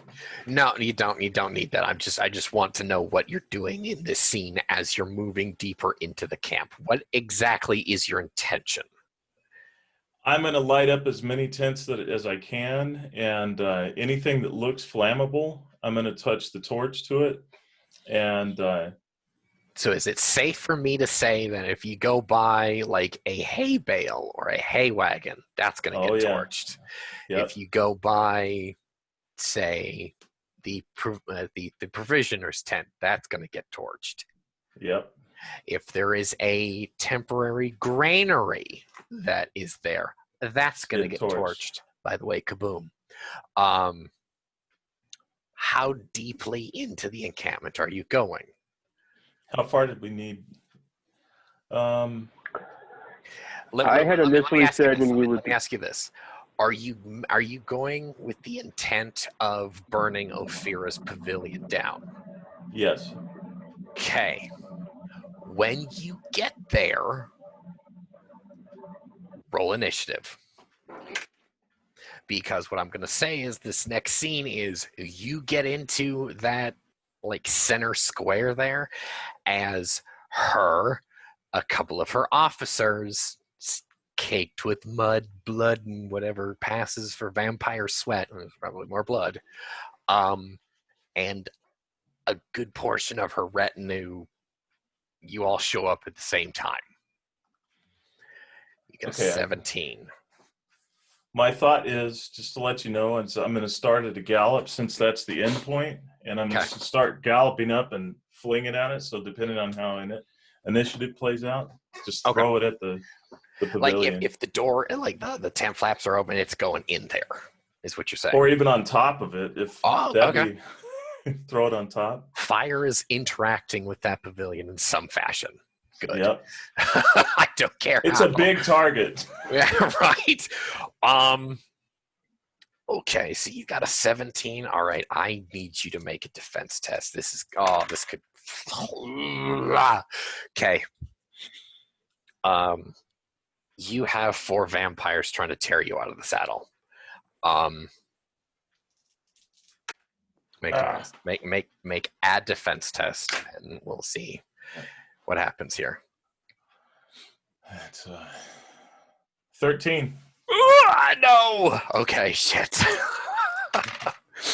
Oh man, come on, stop. You don't have to. All right. Shit. Okay, so one of her honor guard kind of hops up and grabs you by your belt, grabs you by your breastplate, like the front of your breastplate, and you are tore out of the saddle. And I'm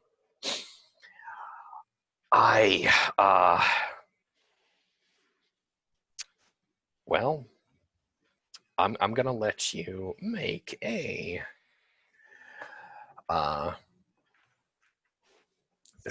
hang on. Just let me.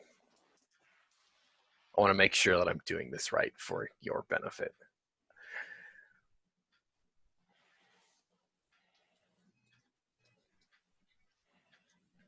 I need you to make me a 2d8 spirit test for me.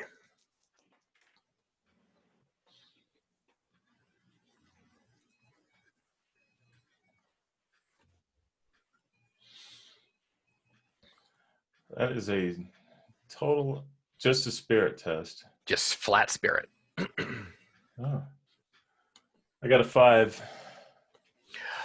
They got a 5. Okay. I will allow you to have one action for your move of last resort, as the rest of this troop beats you into unconsciousness.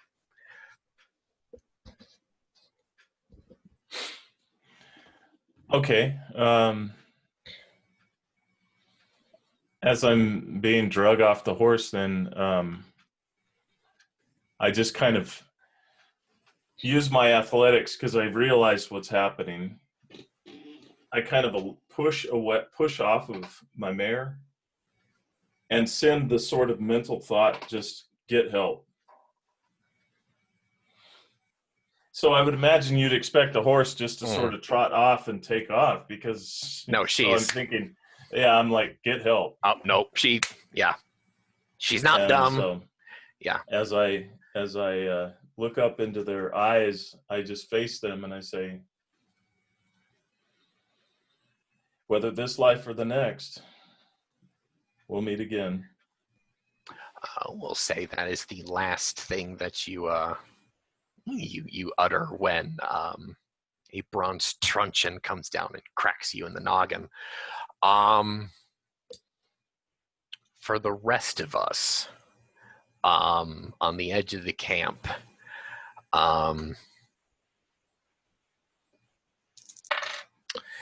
hey Thorne,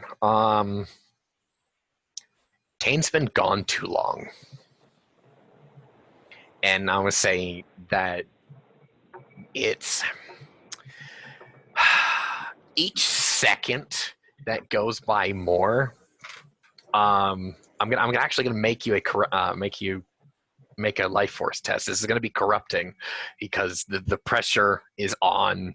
You guys don't have time to be fucking around.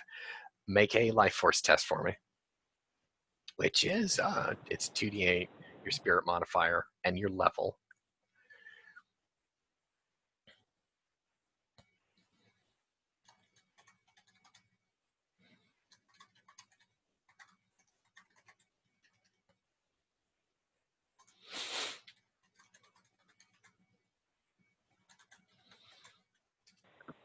$29. 29. Okay. It's kind of like a heart in your throat kind of thing, and then Tane's mare comes like a bat out of fucking hell out from behind a line of tents, and Tane's not in the saddle. Fernelius, you see this from a nearby hill. Corruption test. I was actually just right at the gate, so I wasn't on nearby hill. All right, whatever. I was waiting for Corruption too. test. All right.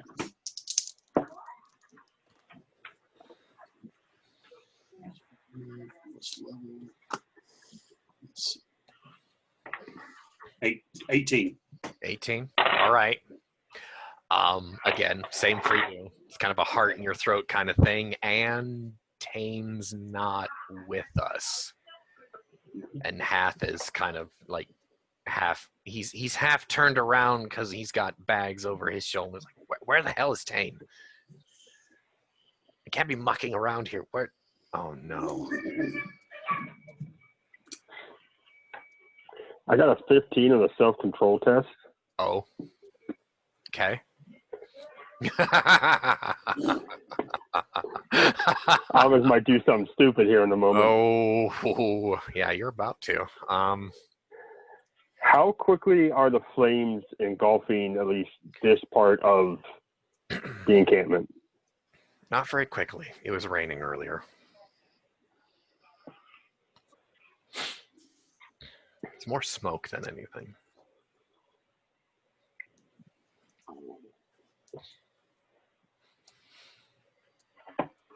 She comes trotting out of the smoke. Rafe, even or odd? Ah, even. Come on, man. Do it. Come on. Came up odd. Oh. So, what are you doing? What are you not doing?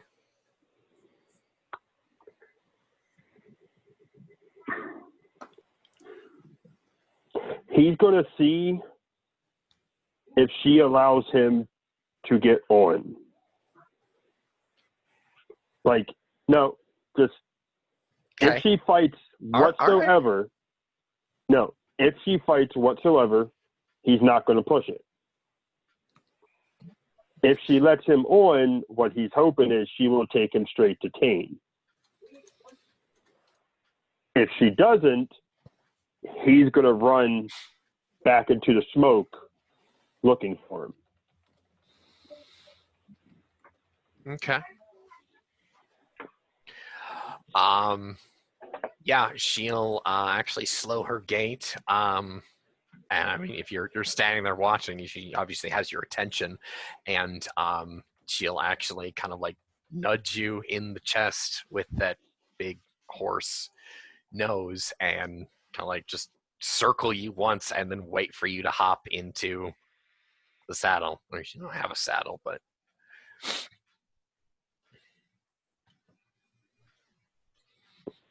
Want me to make a horseman, or is she going to be able to control it for the most part? No, go for it. You just get mount up, man.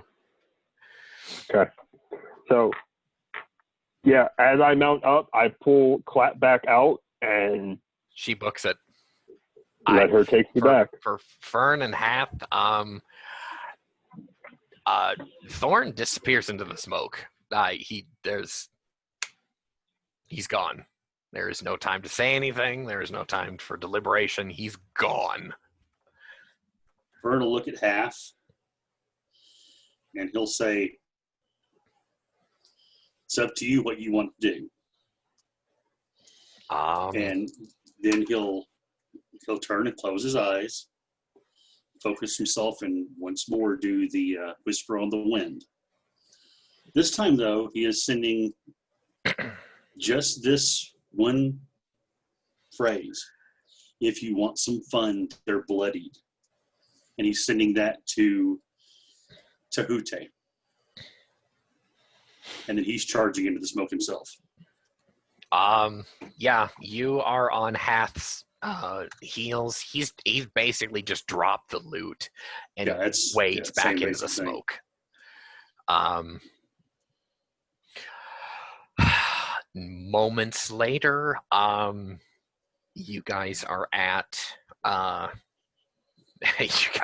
Ophira's pavilion, and there is a host of heavily armored vampires. They're waiting for you.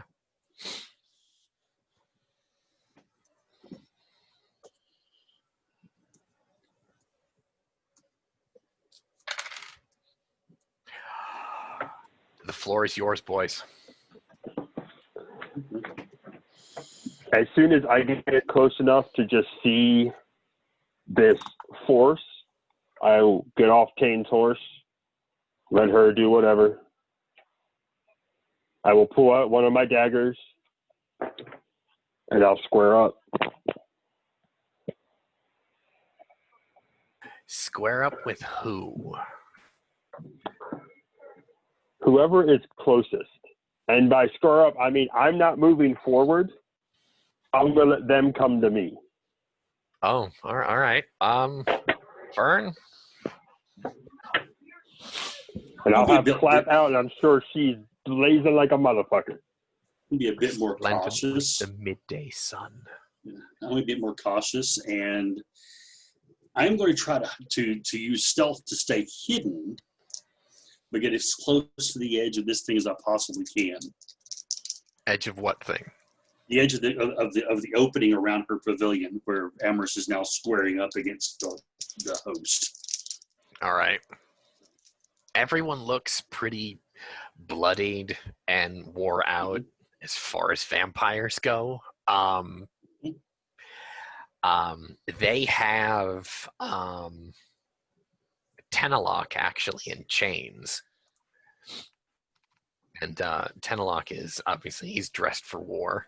And for at least for Thorne's eye, you kind of catch Tenelok's eye, and his face kind of doesn't. His eyes light up, but his expression is dour. But that light kind of disappears. Like, oh fuck, we're all done.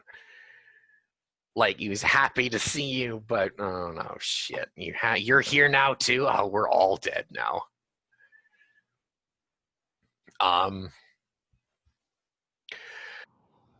Yeah, Fern, you're pretty well hidden. I'll put it that way. You're not wearing your helmet still, are you? Yeah, I am. That gives me a negative, doesn't it? It does. Okay, so how much of a negative does it give me? It's -2. Okay, so 25 then. Okay. I wanted to make sure that you're either associated with a certain faction or not. Yeah. Well, it's also on I got the golden rod on the armor too, enameling. All right. And Hath jogs up behind Thorne, his long axe, bear, really, and he just shit is all you hear from behind you.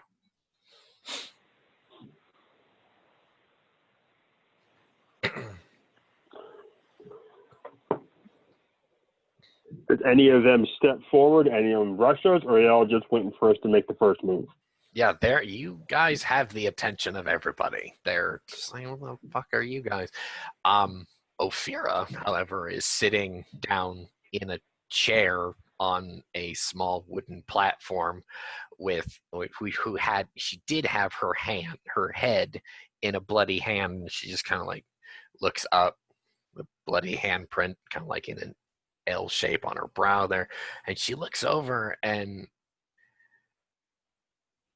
she just stares. I kind of half dumbfounded that you guys are still alive, and half like surprised. You seen Farad lately? She slowly stands. She says, "No, but I wonder have why. felt his absence." Her eyes narrow to slits. I wonder what happened to him. Oh, wait. I have his heart.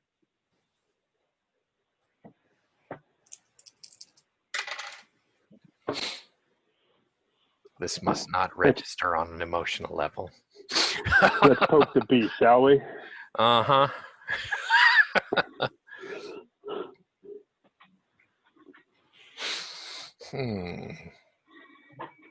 Worst part is, Amherst thinks this is just the greatest fucking thing to do right now. He's having a kick out of this.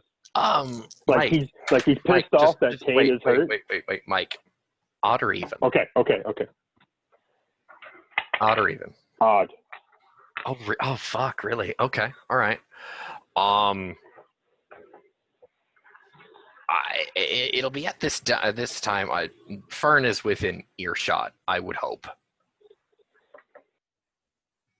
Keith, you're muted. Yes, I am definitely in earshot. Oh, okay, all right. I want you eavesdropping on this. It is at this point it dawns on you how absolutely black-hearted she is, because it's taken you some time to figure out that Farad is actually her mate. Okay, and she doesn't care. I'm not going to force a premonition test. You just know, as soundly as you are in the underworld, as you would be in the realm of the living, she does not care that you killed her man.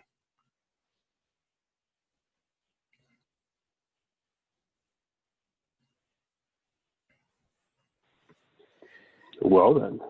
She steps off of her platform. She takes about 6 paces in your direction, and she goes,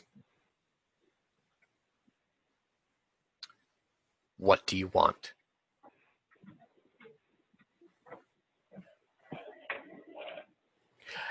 As serenely, beautifully evil as she is, Cirrus has a heart attack. For whatever fucking reason, she wants to parlay now.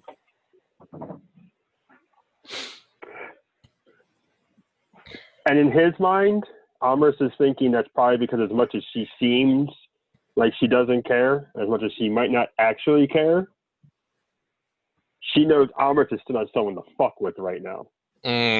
She's handling you the way someone would handle a viper. He's being very cautious. I mean, she still doesn't. She in her eye, you're not a threat. She's surrounded by her retinue. She could have you killed just by batting an eyelash. But she's affording you a level of respect that publicly you either do not deserve, or she's secretly deep down inside like, all right, I think I might have done fucked up at this point. Of all the things that I've done, I might have fucked up now.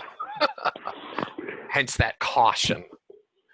That's what you get for taking me against, putting me through shit I wasn't fucking agreeing to. Mm-hmm. Yep.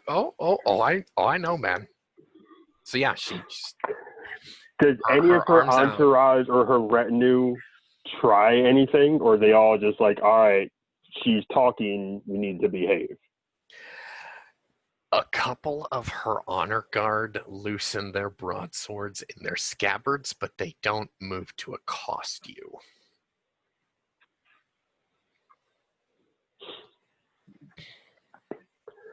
Where's Tane?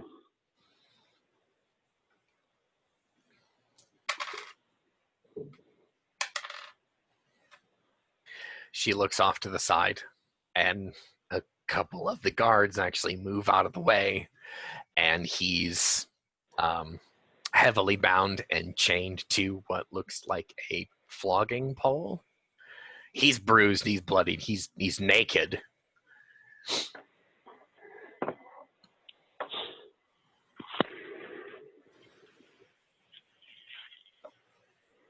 If I have to be completely honest with you, what I want is your heart next to your boys. If you want me to be completely honest. Well, I can't give you that. Oh, sure you can. Just come here and touch this, and he'll point to the mace.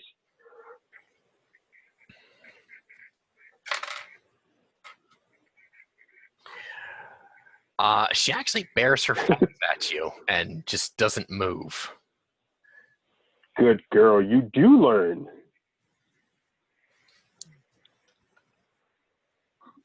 Oh yeah, Almas is so poking the beast. He's so poking the beast. Well done. And he doesn't care. The rest of her troopers there are either they're dogs waiting to be let off the chain. Yeah, she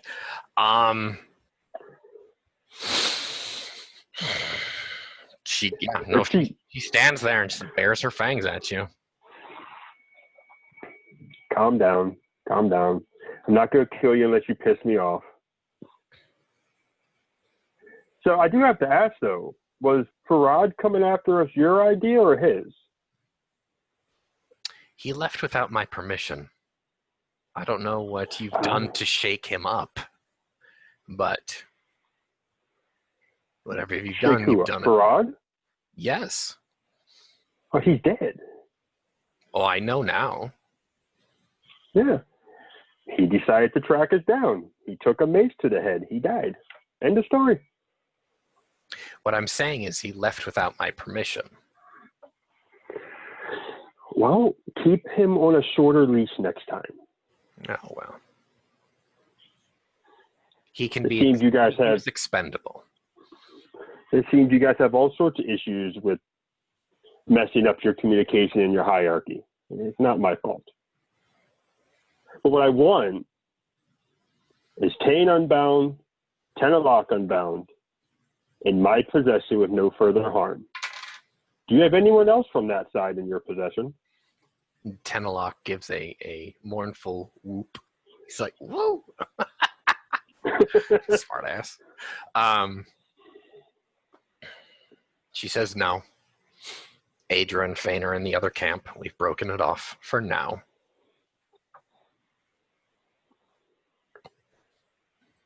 Well, it's broken off. Go home.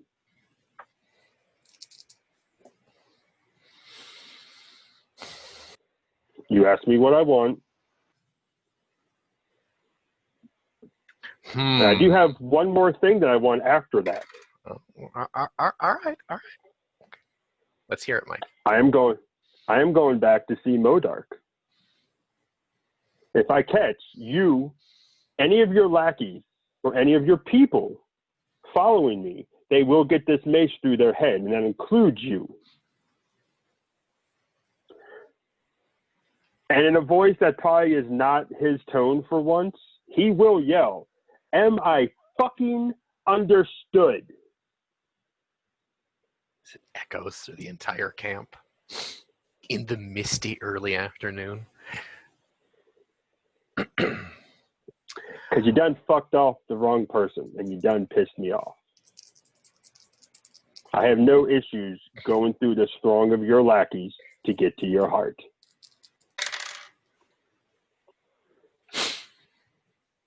Do you really want to test it, or are we done?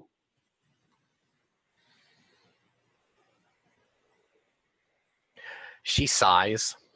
She looks at the sky. Kind of like that light mist that's been pouring down. Kind of like drops on her face for a little bit. And she looks at the floor. Actually, she looks at the muddy ground again. And then she actually looks back in the direction of Miserine. And you actually follow her gaze up to the mountain. And then she looks back at Thorne. And she starts walking towards you. Not threateningly. She is not armed. Well, she has a dagger on her belt, but she's not going for it. Mm-hmm. She walks up about 10 feet from you. And she unbuckles her mantle. And she unbuckles her girdle. And she drops them both at your feet. And she says, "Well done."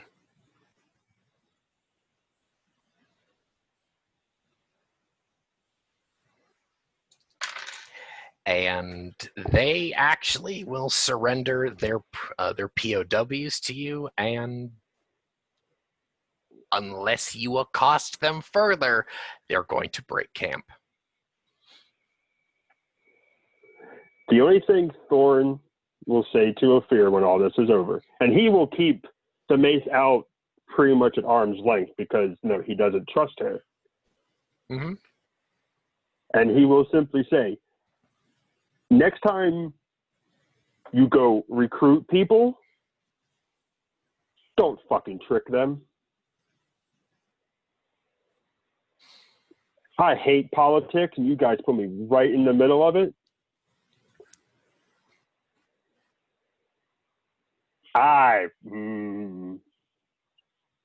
Like he goes to talk like more, but he's just like,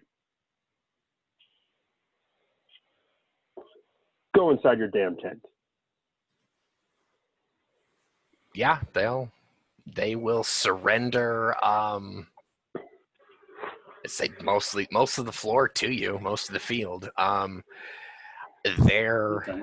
She'll kind of give the word to the rest of her officers, and it'll go down the line that you guys are not to be accosted. And if they leave your camp there, you'll be escorted to Adra's encampment, and hands off. Fern is going to put the arrow away he had knocked, and he's going to put the bow over his shoulder and come out of concealment, walk over, put his hand on Amherst's shoulder and say, that was finely done and really well written. And he for a moment grins, looks at Amherst and looks up at Ophira. She's not there anymore. Well, whoever looks like an officer that's nearby, whoever's an officer nearby, Mm-hmm. I'm going to look at the guy and say, you might want to hurry up. There's others out there who saw the battle that may think you are easy prey. You may have heard of them. That's all he's going to say. And he's just going to grin.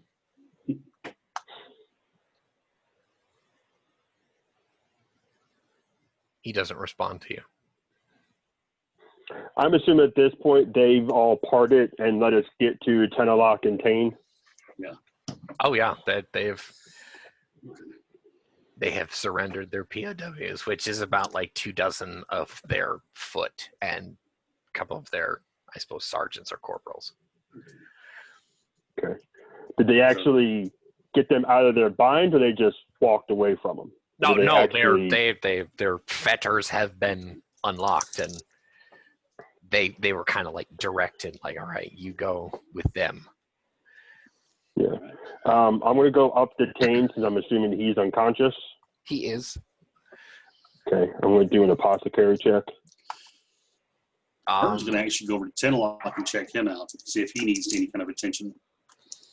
He just smiles at you. He just beams. So I assume you're good. Oh, I'm fine. Which, when I hear Are I'm you going to look over at Tenalock. All right. He kind of. Furniture raises his arm and says, "There's a little scratch back here, but that's about it. All right. Good to see you again." And he reaches out and grabs his forearm, and does that one arm hug and says, "Good to see you again, my friend." You didn't hear this from me. Adra has been worried sick about you lot, and that's part of the reason why we are out here to we thought we were going to carve you out of the flesh of Ophira, but you decided to show up and not in fetters. Where have you been? We went home 29 on apothecary, by the way. Oh yeah, Tane is rousing at this point. We went home for a bit. I'll pull him up if I need to. He says we went home for a bit and actually, learned a bunch of stuff and came back because Lammers has to sing. It's his thing. Oh, that's right. That's what Moldark was talking about. And I may have solved Moldark's problem. On your way, he's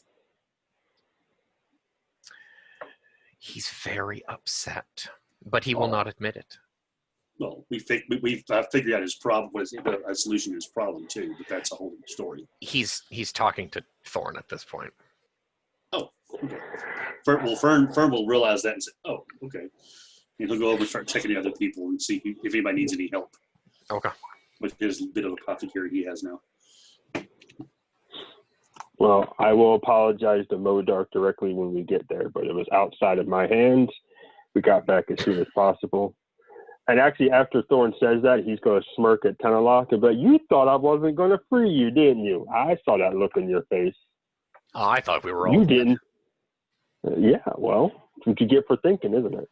I am paid to think. Thinking is my job. Among other things. Ah, well. That we keep interrupting. This is to make up for all of that. Just I saved his life. I'm allowed to interrupt him now. No. Do me a favor, 10. Can you go back to Aja and tell her what happened? I assume you're well enough to go mobile and go tell her. His head hurts, but that's about it. It was just Yeah, you have a hard enough head.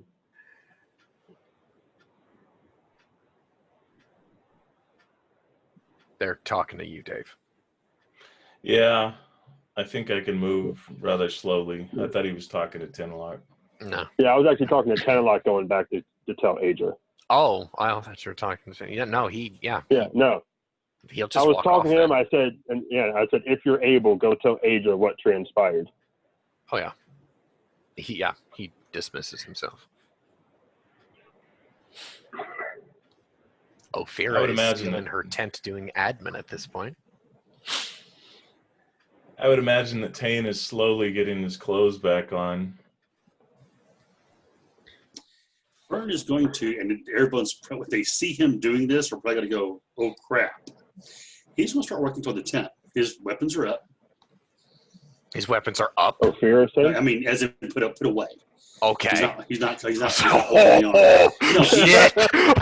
he's walking toward the, so he gets this look in his face, and he turns and starts walking towards the pavilion.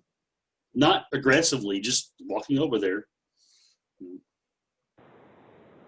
I will tell you, at no point does Amers put the mace away, because he is not trusting any of Ophira's men as far as he can actually throw them. Did you actually take her mantle and girdle or not? Shut up, Keith. I'm not talking to you. That's why I didn't say anything. Even or odd. Oh, for fuck's sake. Yes or no, Mike? Oh, come on, you know I like handing everything up to RNG. This Yes, is... yes, he did. Okay. Yes, he did. All right. Where are they? How heavy are they? It's just it's a mantle of office and the girdle that basically signifies her place on. She's not a queen, all right. She is Right. kind of the countess that sees over Miserine. She's a lady. Yeah, she's the lady, kind of like a lady in waiting to like Moldark or something. Okay. Is Closest. it something I could have just draped the mantle over my arm and held the girdle in my hand? Right. Yeah, you could have. Yeah. Okay. So I yeah, mean, it's those would gold be in one encrusted. hand. There's a fur. There's it's Yeah. articles of clothing. Those would be in one hand. The mace would be in my other hand. Okay. And they would be on me. All right.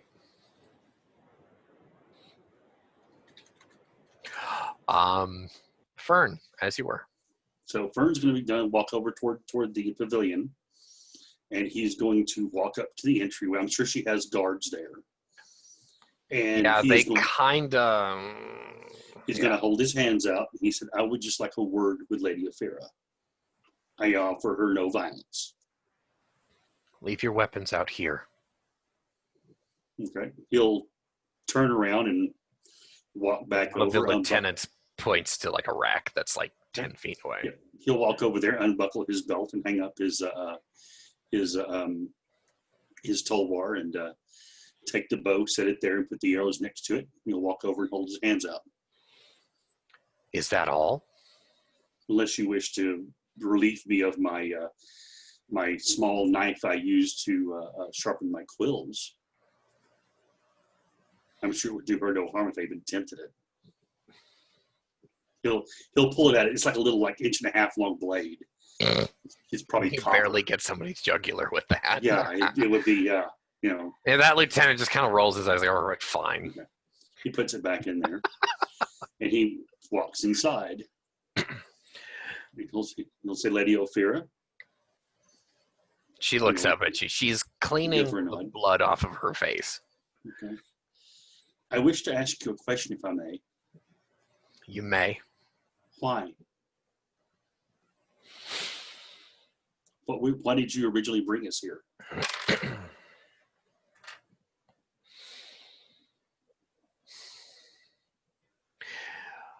Moldark has become very quiet in his throne. And he is aloof, as you know, and he does not participate in any operations of we younger vampires. And he ignores us. He nods. Bird nods. A coalition of us thought that if we were to unseat the king of the vampires, then we might, she takes a long breath, be able to change this sorry, mournful existence of stagnation. And it would seem that there are some living that are more stout than others. And she kind of like just sits up in her chair there, kind of like she's got her back half turned to you. She's looking at you in a mirror, okay? Right. And she kind of like sits up in her chair as she says that, and you finally do see like that stately, queenly beauty that she does have, but had you not known her, she's so goddamn evil and conniving. Right. She might actually be quite attractive, but that's really only skin deep. That black heart, yes. So Fern nods, and he said, I can understand having someone over you who does not care for you. I understand that completely. I always have a thirst for knowledge. So I needed to know why you brought us here specifically. Was it something about myself, or was it Tane or Amherst that you saw? What caused you to single us out? Farad saw your hair. No one else in all of Miserine has hair like you, so he gambled that you sprang from the loins of Rydian. And he thought it would be a merry jest? Or... I do not think even now that it was meant to be a joke. Sure, it was entertaining for the rest of us who knew, and it was entertaining for us to keep that secret of your sire from you, but we knew that the joke was going to be short-lived anyway. It was fun while it lasted, as she wrings a bunch of blood out of her hair. Fern sort of nods, and he says, I can understand that. As I said, I just wanted to know. Just so you know, in the chronicles that I will write, your name will be in there. And now that I know a bit more about why, maybe my words will be a little bit less harsh because of that. Thank you for your time. She actually smiles. Not wickedly, but kind of like girlishly. Yeah, a little bit of that what was once maybe human comes through for just a split second, right? Right, yeah, just, okay. And it, I'm not gonna make a roll for it, but it almost, it could have flipped you. Mm-hmm. That look could have flipped you. Right. Just in that moment. Fern is a lot more stout than that in his resolve, I will say that much. Yeah. Fern nods to her, and he says, with that, I will leave you to your, I will leave you to your tasks here. And he'll turn and he'll walk out. And he'll go pick up his stuff and head back over to his companions and begin to, actually at that point, he's going to start looking around and see if he happens to see his horse anywhere. Nope. Fordrin is on the other end of the county by now. Nope. You scared the absolute shit out of that poor horse. Maybe he'll turn up at some point in the future. He'll actually walk over to Tane and Amherst and say, "If you guys have it here, I'll head back and get the wagon if it's still there." Hath will ask you if you want a hand with that. Certainly. So. He kind of gives a kind of a leery look to Tane. It's kind of a, do I need to be here with you, or should I go help the scholar look? Kind of like steals a moment to look at Tane. It's that tribal, we stick together kind of thing. We don't lose. We got to have eyes on each other. Mm-hmm. Tane looks at him and nods and says, "He needs protection." He smirks and he just follows for Fern out. Yeah. But before they leave, though, I walk over to the three of them and I just grab the three of them in a group hug. And I just grip them. Say thank you. I'll hug him back and say, "We couldn't leave you." Well, I appreciate it. It would have been, I would have understood. I mean, I thought about it, but and he sort of gives that sort of smirk look to Tane that the banter back and forth we usually have type thing. So yeah, and as Tane is moving away, he says, "You notice who she went to, right?" He kind of leans his head back. She led up to Amherst first, right? Yeah, have to confirm. Yeah, no, she went and she's straight to Fern, to Thorne. No, and I'm like, "Still love you, man." And I walk over and grip her head in a big hug.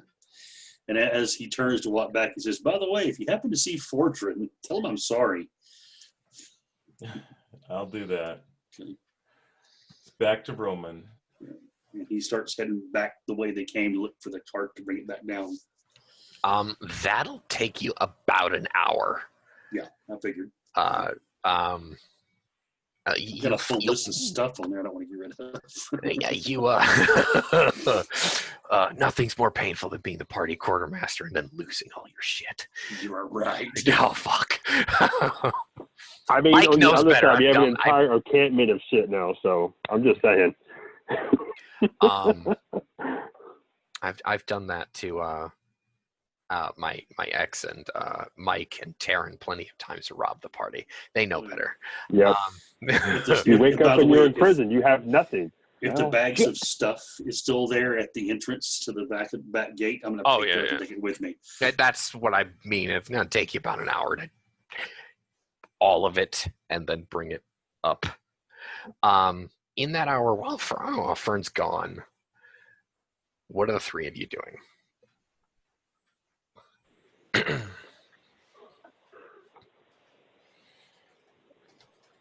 So now we see Moldart? Okay, that's up to you. I'm looking at Thorne. Well, first I want to go stretching my arm out like this as I'm talking.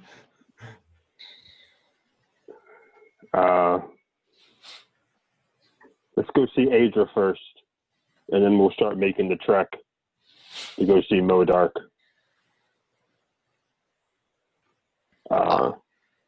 Before Thorne would turn to leave to go up that way, he actually will go to Ophir's pavilion. Okay. Do they ask me to drop anything, or they just let me go through? No, they make you disarm yourself. Okay. I will. I still have her mantle and girdle, though. I don't put that away. Yeah, no. That would be best. I keep that in my hand, and I'll go in. I assume she's either still cleaning up or still going through crap. She has changed out of her armor at this point and into a gown. She's cleaned up by now. So yeah, she's going back to doing admin essentially. Does she say anything when I walk in? She doesn't say anything to you, but she does watch you. Okay. And Overseer, you replied to me privately, not to Tane about his question. Oh, no. Hang out. Just figured I'd let you know. Okay, back to Tane here. Now, Amos would just look at her. No smirk, no smile. He's actually quite just stoic in his facial expression. When we get back, and I really don't care when you get back, that's not my concern anymore. I promised you a song too. She's not looking at you when you talk to her, but as soon as you mention that, she turns and looks at you. Nah, you can't read what's in her eyes there. Yeah. Please behave. Because I really do like playing for people. And I'm really tired of all this drama.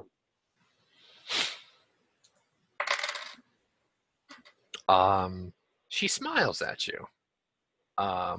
Again, not wickedly, not to seduce you, but girlishly. Again, like maybe a little pinprick of that humanity that she lost a long time ago comes out for a little bit, and then she just simply says, "I look forward to hearing you sing." And right when she had that little bit of that smile, that humanity come back, Amos would just smile at her and said, "That's what I was looking for." And like I said to Fernaleas, it almost flipped you. That smile almost could have flipped you.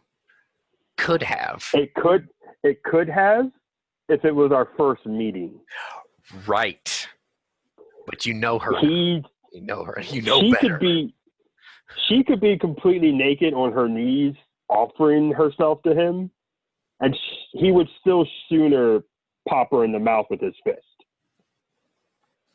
Like, that's how much he just simply does not care about her. But he did promise her a song. And she is being civil and not being a two-timing bitch right now. So if she behaves, which is essentially what he's told her, if she behaves, she'll get her song. And when he mentions that's what he was looking for, he will turn, he will walk out of her pavilion, he will get his stuff, and he will start walking toward Adra's side of the encampment. It's across the field then. Yeah. Next scene, across the field. Fern, you are bringing up the wagon to Adra's encampment. And we are in Adra's. Hey, I don't know if you were going to do anything different. Oh, yep. No, I believe at this point he's just tending to his wounds and stretching out and trying to get his feeling back. He just got the shit beat out of him. I would imagine they just held him up and just punched him like a punching bag. Oh yeah, they roughed you up. So next scene, I'm following you slowly. We're in Adra's pavilion. Needless to state that she is over the moon to see the three of you. She doesn't know Hath. You know, actually, Hath is outside. He is not one for pageantry.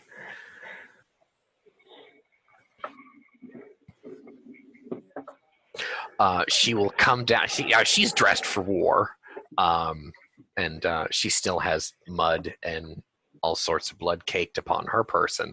And her face lights up, and she stands up from her chair, steps down from her similar kind of a wooden platform, kind of an administrator's platform, and then she walks right up to Amorous and hugs him.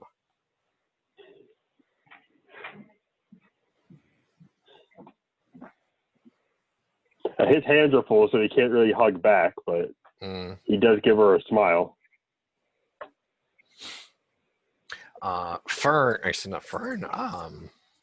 Fane is actually sitting in her chair that was kind of on the opposite end of this platform, and she just kind of gives you the three a curt nod.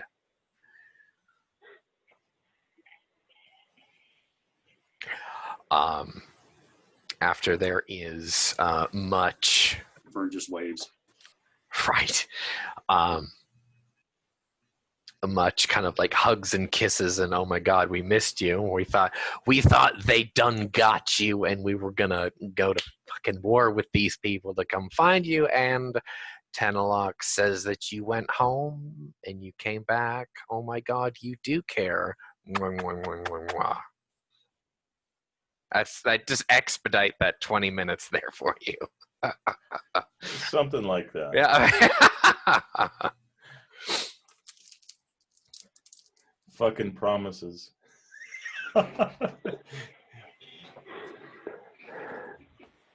One thing everyone will notice, and even Adra and Fane will pick up on this, as soon as they cross into Adra's territory and they are stopped, Amorous physically just looks exhausted. Oh yeah, I know.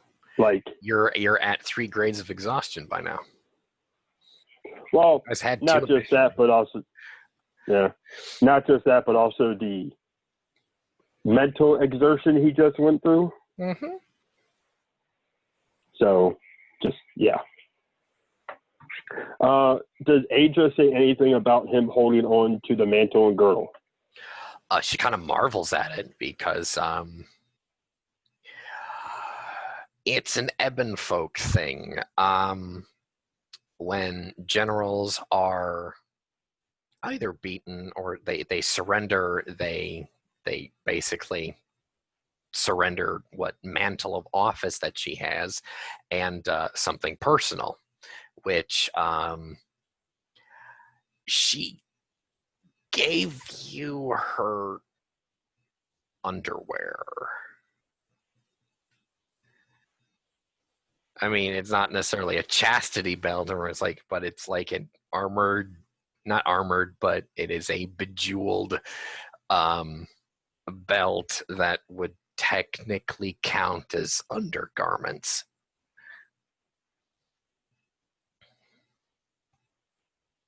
So yeah, she and it's kind of explained to you. Fane actually explains it, and she didn't surrender herself. She more or less surrendered Mizrine to you. But that actually, technically by vampire law, that's got to go up to the big man in the castle first. It was more like a symbolic surrendering there. Again, more of that humanity that came out. For Atlanteans, it's actually surrendering your horse. It's the same huge thing.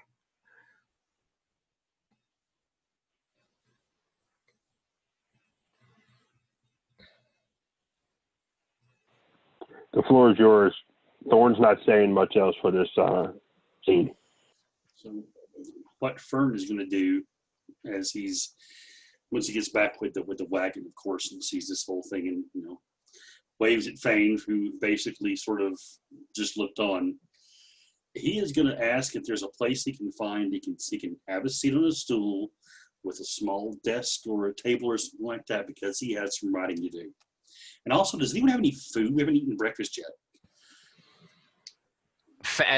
Fane is kind of like, this is not her caper. This is her twin sister's caper. Mm-hmm. But since Adra is kind of like elbow deep in admin right now. Fane just kind of goes, which the pavilion, and she just points inside. Fern will nod to her. Well, thank you very much. Good to see you again as well. And he'll head to the pavilion, find himself a little corner to sit down, and he'll start writing out everything that's happened that morning.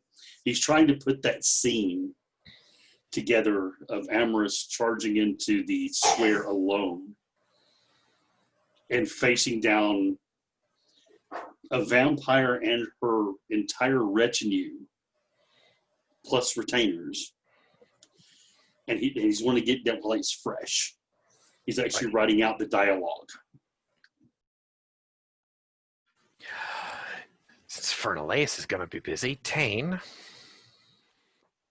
So Tane was slowly, he overheard what Fern was asking about, and he slowly follows him in there. And now that he thinks about it, he reaches in and he pulls out those clay tablets while they're probably sharing a piece of loaf of bread or something.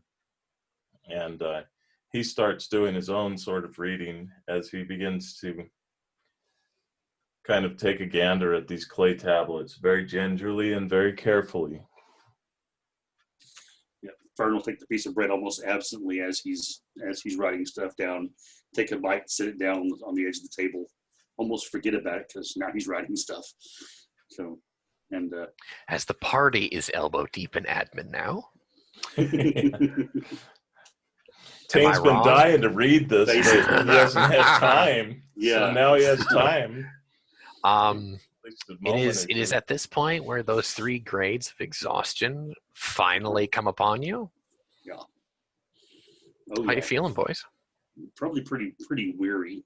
Exhausted. You guys are a hop, skip, a jump, a stone throw, and a bow shot away from Misery's walls, by the way. Okay. So yeah, as he's finishes up this writing in the journal there, probably yawns a few times.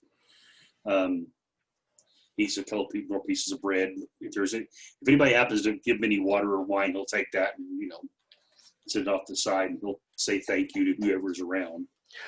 There's a page that comes in with a pitcher. And he fills up a goblet. It's actually got blood in it. Thank you. And he just he looks at Tane, and Tane probably doesn't yawn, but you see the bags under his eyes. Like, and it's this newly tattooed pet vampire. So he leaves the pitcher. He goes, I'll bring something more potable. Perfect. And he fucks off. You wouldn't happen to have any tea? I'll see what I can find. Thank you. Outside with Amorous, because Amorous is obviously dealing with the ladies, and you see that they have been rocked hard. They showed up with 8 units. They walk out of here with 2. Most of her personal vampires are dead. Remarkably, the ones that are still living are mortals. And she is actually caring for them a little bit more motherly than what would be the norm for vampire counts in Misery. From what you understand now of vampire culture, she's kind of helicopter momming everyone. But in the distance, you see Ophira's columns basically breaking off, and they're basically going back to the city. It's a town with a wall. City to us for the time being. Yeah, right. It's a district from what we're used to. Yeah. Basically, it's the foreign quarter of Felport is what it is. You see several portions of her column actually break off and go off in different directions, you assume to the various fiefdoms that they were called up from.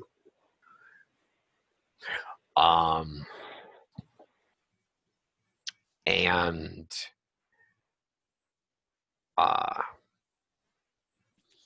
so yeah, once that was it. Yep. Sorry. Go for it. once Thorne is done with his with writing down this exchange, he makes sure before he turns the pages, he sands the pages to make sure no ink gets smudged. He basically closes up his journal, puts it away, dusts the sand off of the table back into his little pouch that he carries for that purpose. He actually probably has a little horsehair brush that he collects that with. And he gets up, and at that point, it hits him how tired he is. His eyes are bleary. He looks over at Tay and says, I think maybe we need to find somewhere to get a bit of rest. It's by then the pet vampire has brought back basically a platter of meat, cheese, a bunch of fucking vegetables, and other things, and a pitcher of what they serve here is like a red ale, red mead. Okay. Close to tea as you can find, huh? Yeah. Some mortal food. Yeah. Okay. Well, that'll pique Thorne up a bit. He'll actually start eating because he said they haven't eaten all day. They were interrupted for breakfast. And he'll look over at Tay and says, where's Amorous at? At this point, he realizes Amorous isn't around. Last time we saw, he was flirting with her again. Oh, Lord. We should probably go find him, because for all we know, he could be a vampire by now. I don't know how that works. That's I mean, true. if you have sex with a vampire, well, actually, I know for a fact that if you have sex with a vampire, you don't become a vampire. Otherwise, my mother would have been a vampire too. But things can happen, I guess. That makes sense. He stands up and stretches a little bit, and he actually yawns. And Like a conditioning test. Okay. Oh. Oh, there we go. Actually did pretty good this time. Oh, all right. For conditioning, that is going to be a 34. All right. I was going to say 4 grades of exhaustion as soon as you stand up. Nope, you're good. Yeah, finally roll high on something. You've got about an hour before you really want to sleep. Yeah, he thinks about it for a moment about just going to find somewhere to sleep. Then he sort of shakes his head and says, no, we got to find Amorous first. So just to make sure he's okay. He reaches over and grabs a piece of bread and a hunk of cheese, looks at the bread, sort of hollows out the middle of it, stuffs the cheese in there, goes a piece of meat, sticks it in there, sprinkles a little blood on it, and grabs his goblet and starts eating the food as he goes. So.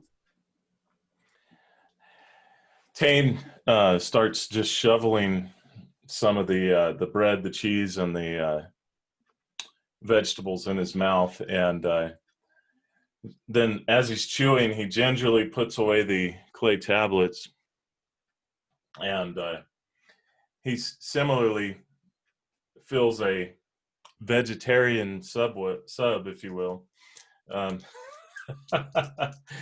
stands up as well.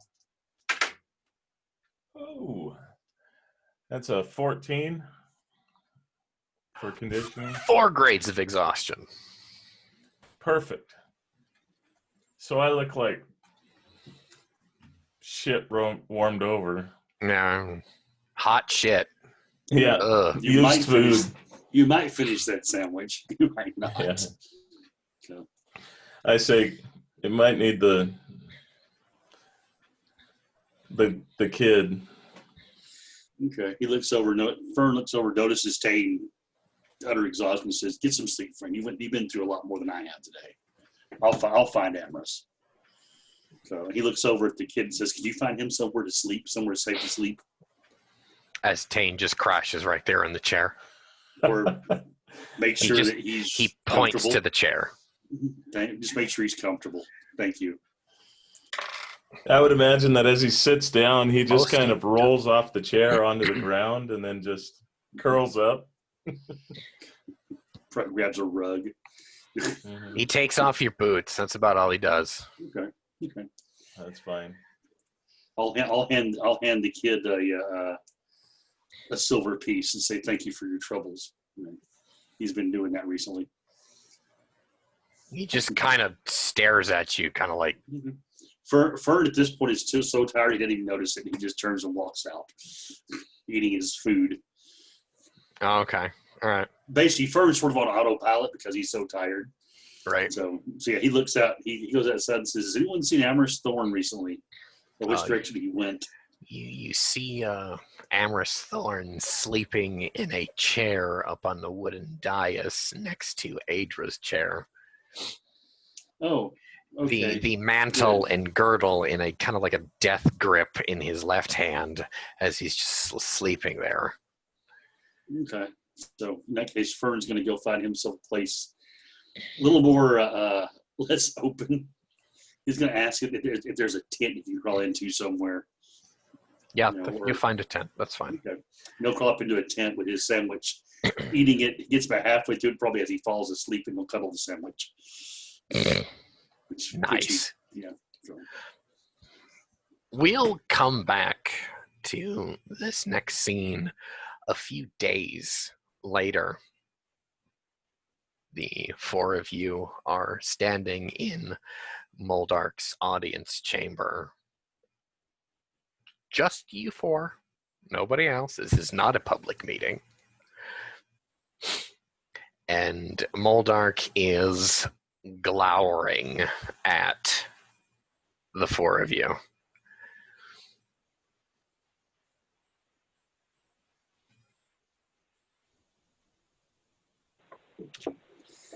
Fern will be standing there with his hands sort of crossed in front of him, probably inside the sleeves of his robe. The hood thrown back because it's not polite to have it pulled up in the presence of a king, I guess. And he'll look to his friends and look up and say, "We're back." I would imagine that Tane is probably standing there, not saying anything and not looking petulant per se, but sort of stoic and prepared for what's coming. You're muted. Mute. Oh, no, sorry. Here you go. Oh, I'm going to say, like, Moldark's going to have a very hard time keeping this to himself. Each second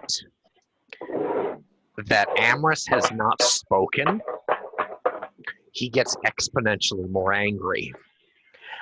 And it's even more galvanized his hatred of Alice is the fact that Amherst was not the first one to speak. It was the bastard who spoke first. So his eyes are like wide and gonna roll out of his goddamn head. Just fury written large across his face.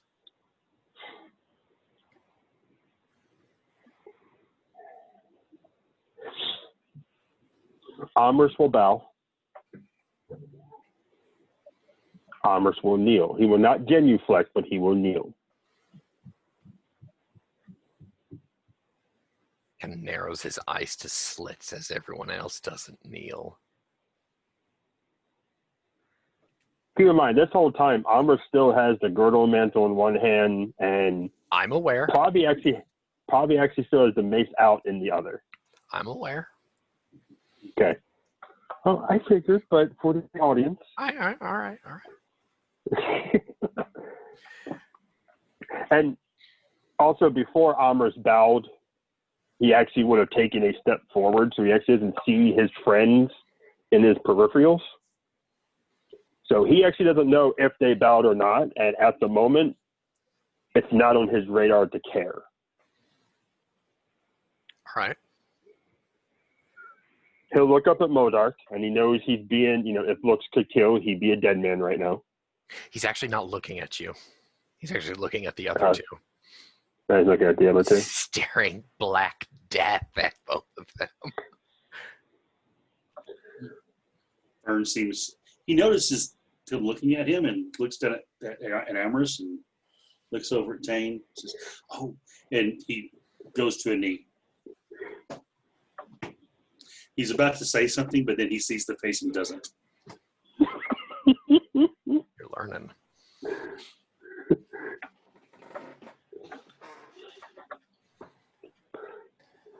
So Tane, again, looking stoic, not indignant or petulant, he says,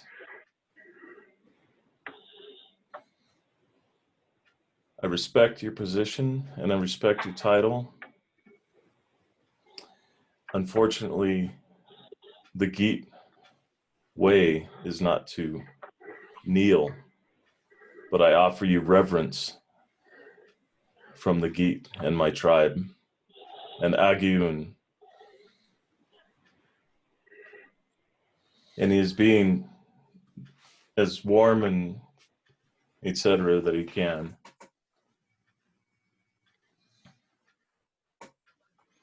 You want me to roll a persuasion? No, I'm...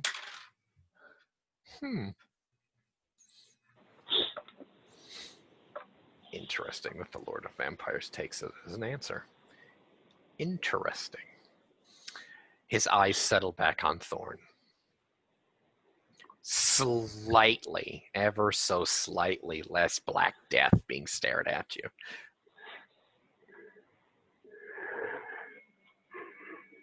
I'm sure you've heard the stories. Doesn't I'm answer. sure you've heard. Oh, he's not. Thorne's also putting space in between it for theatrics and grandeur, so Right. he's Sorry. actually not expecting an answer yet. Yeah. Okay. Continue. I won't interrupt you. Right, yeah. I'm sure you've heard the stories. I'm sure you've seen the politics.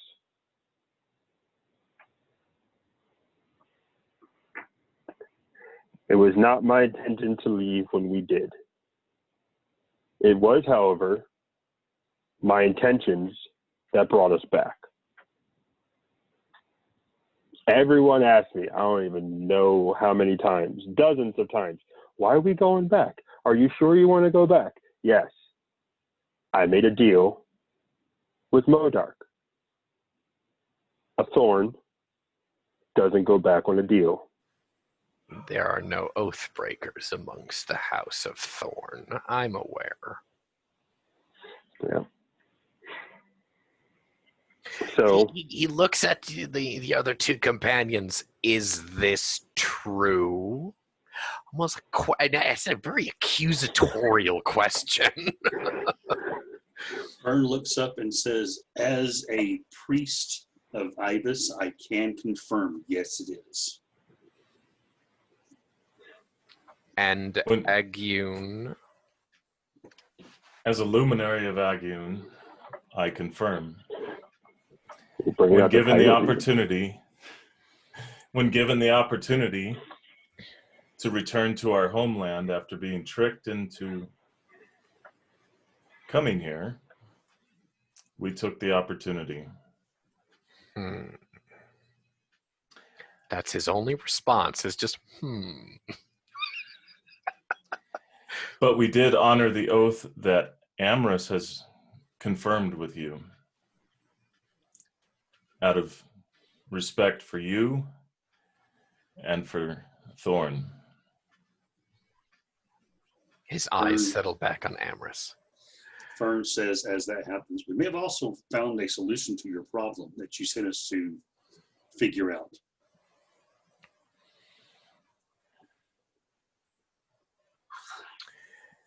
Thorne. He'll just raise his head up. Tell the half-breed to leave.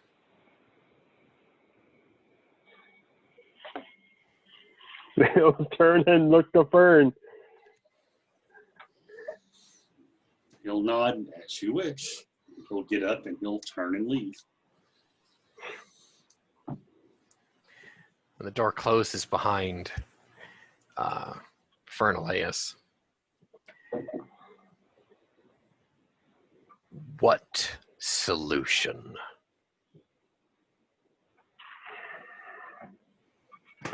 Remember the raiders you had us go find? Yes. Found out who they were. You did not know who they were, I'm assuming by that look. That's why I sent you. I know everything in this realm. The name Migdal mean anything? I know him. He's the That was chieftain of him. the Kelfatari. Why is he in my realm and not in his own?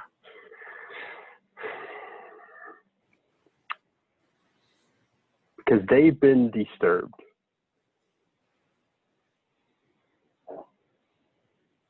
Really? That's what we were told. He just leans forward and rubs his face, but how? Or don't you know how?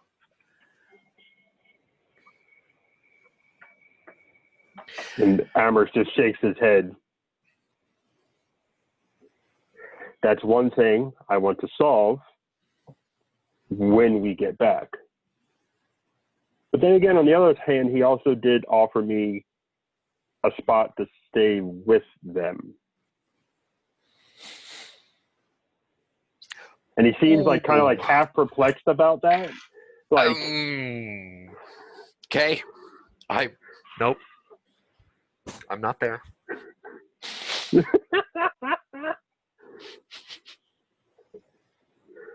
well, he's not going to. As you were. Nope, transparent don't. with Modar. Ignore me. Just, I'm not there. Yep. Continue.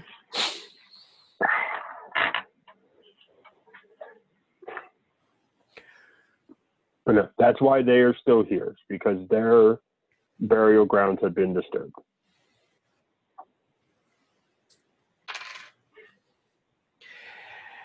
And they're not going to stop despoiling my realm until they are laid to rest, because that is how whites haunt.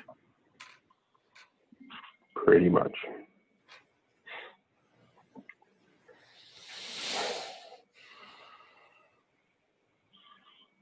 And then,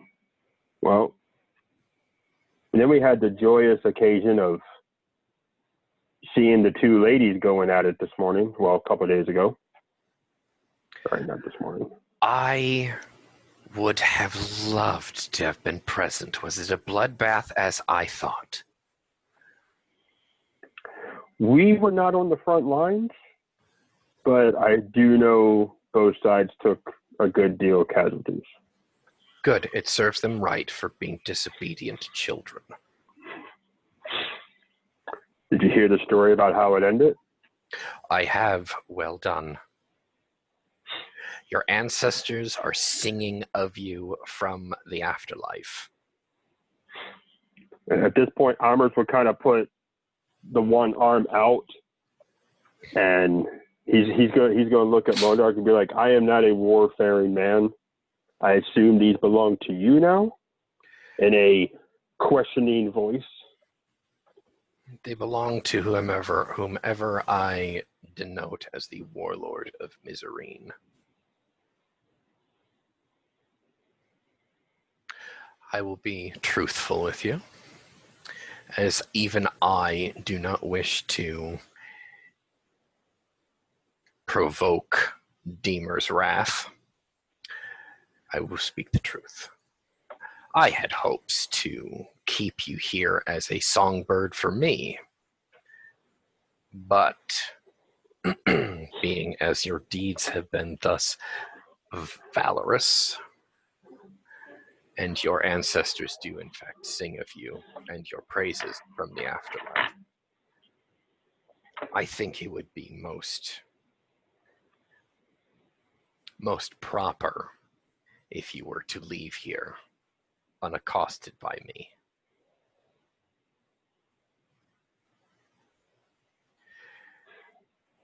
The ladies of Royston, however, would be very put out if you did not visit them before you left.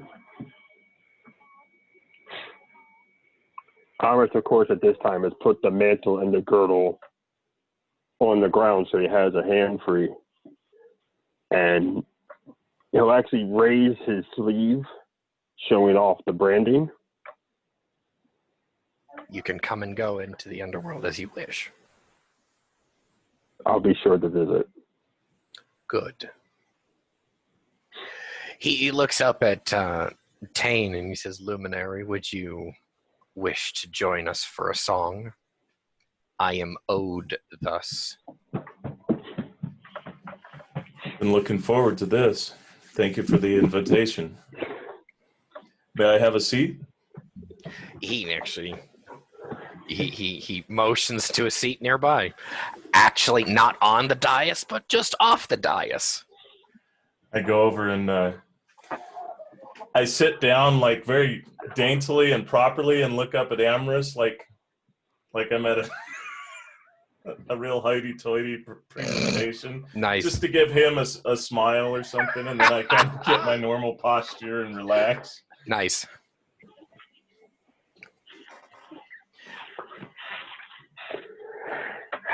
Should we let Fern back in? No. You really don't like him, do you? The half-breed irks me. He means well. He grows on you. He is a talker, though. He's a fungus, and vampires are not... We do not truck with fungus. No. Sing. Okay. So with that, Amherst will put Clap away. He'll grab out his lute. I'm assuming you want me to make a song check for this. Absolutely. If you are singing, if you are playing, you may narrate that as you wish. Amherst really just plays. It's Fern who is the singer. Fair enough. Then you just play.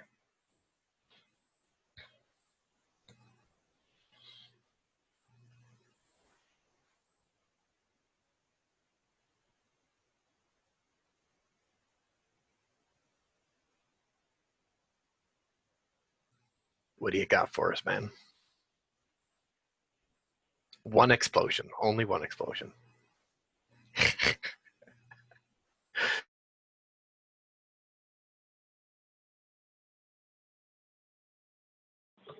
And no, actually, two, and it was almost a double crit. So nice.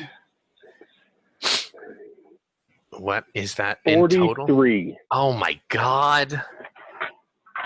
Oh, Christ almighty. He's got a plus 17 the song base. I know. God damn. It's All right. great. Keith, what is that that line from The Hobbit? Elvish singing is not a thing to miss in Jude under the stars. Unfortunately, it's just looting because he ran the singer off. His loss. So, all right. So yes, Amherst will play a ballad for literally the ages.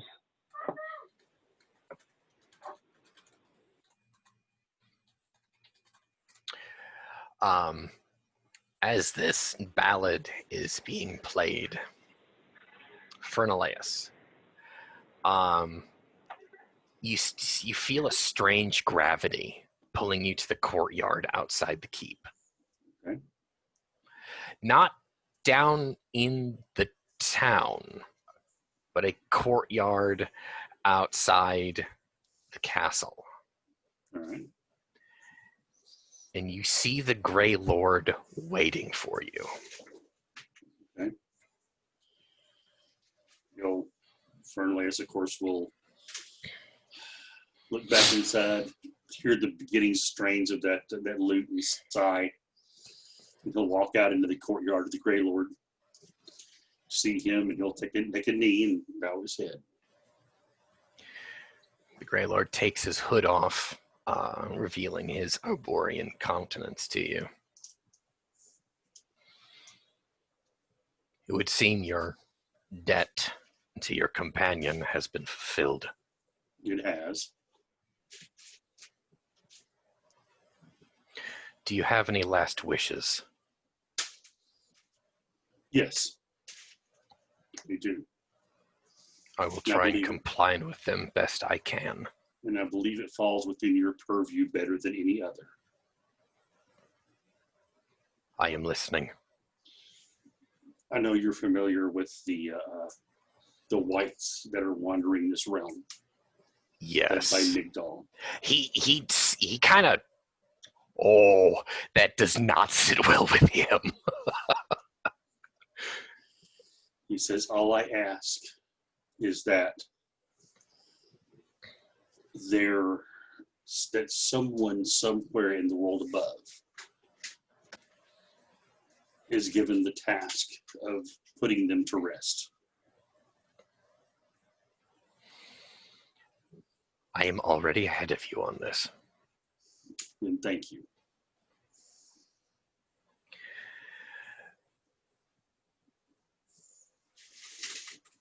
Do you have parchment on you, Sage? He reaches into his pouch and pulls out his journal, opens it up. He has several loose leaves of parchment there. Says, of course I do, sir. Take this down. Okay. He pulls out his quill, makes sure it's good and sharp, pops his inkwell open, and waits. I want you to write a writ. Okay.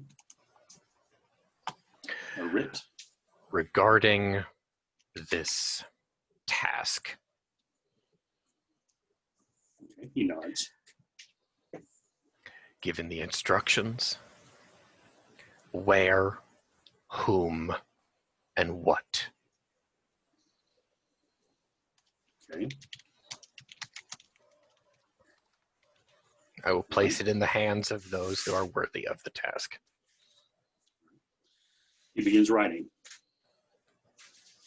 He gives the location of where the burials are.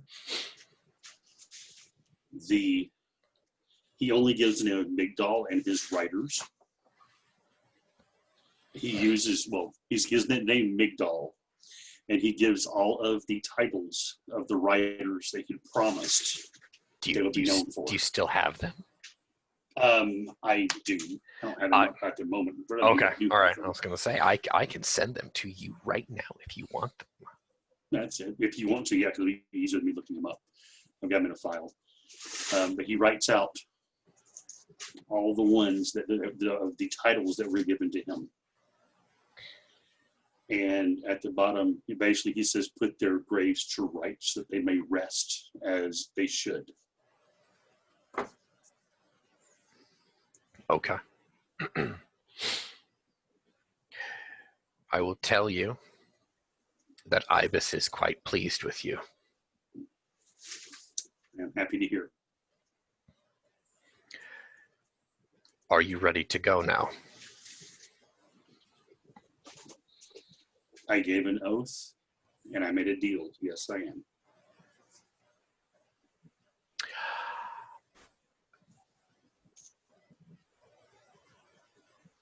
Okay. So the Grey Lord actually draws his war sword and actually walks to take a step behind you. And he waits for you to begin, I suppose, praying your sutras.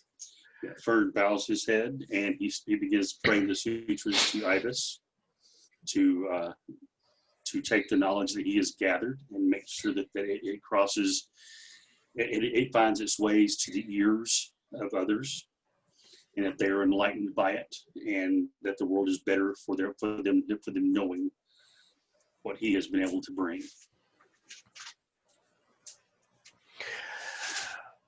With a stroke, something interesting happens. The sword connects with your neck, and it would actually behead you but your head doesn't fall from your shoulders.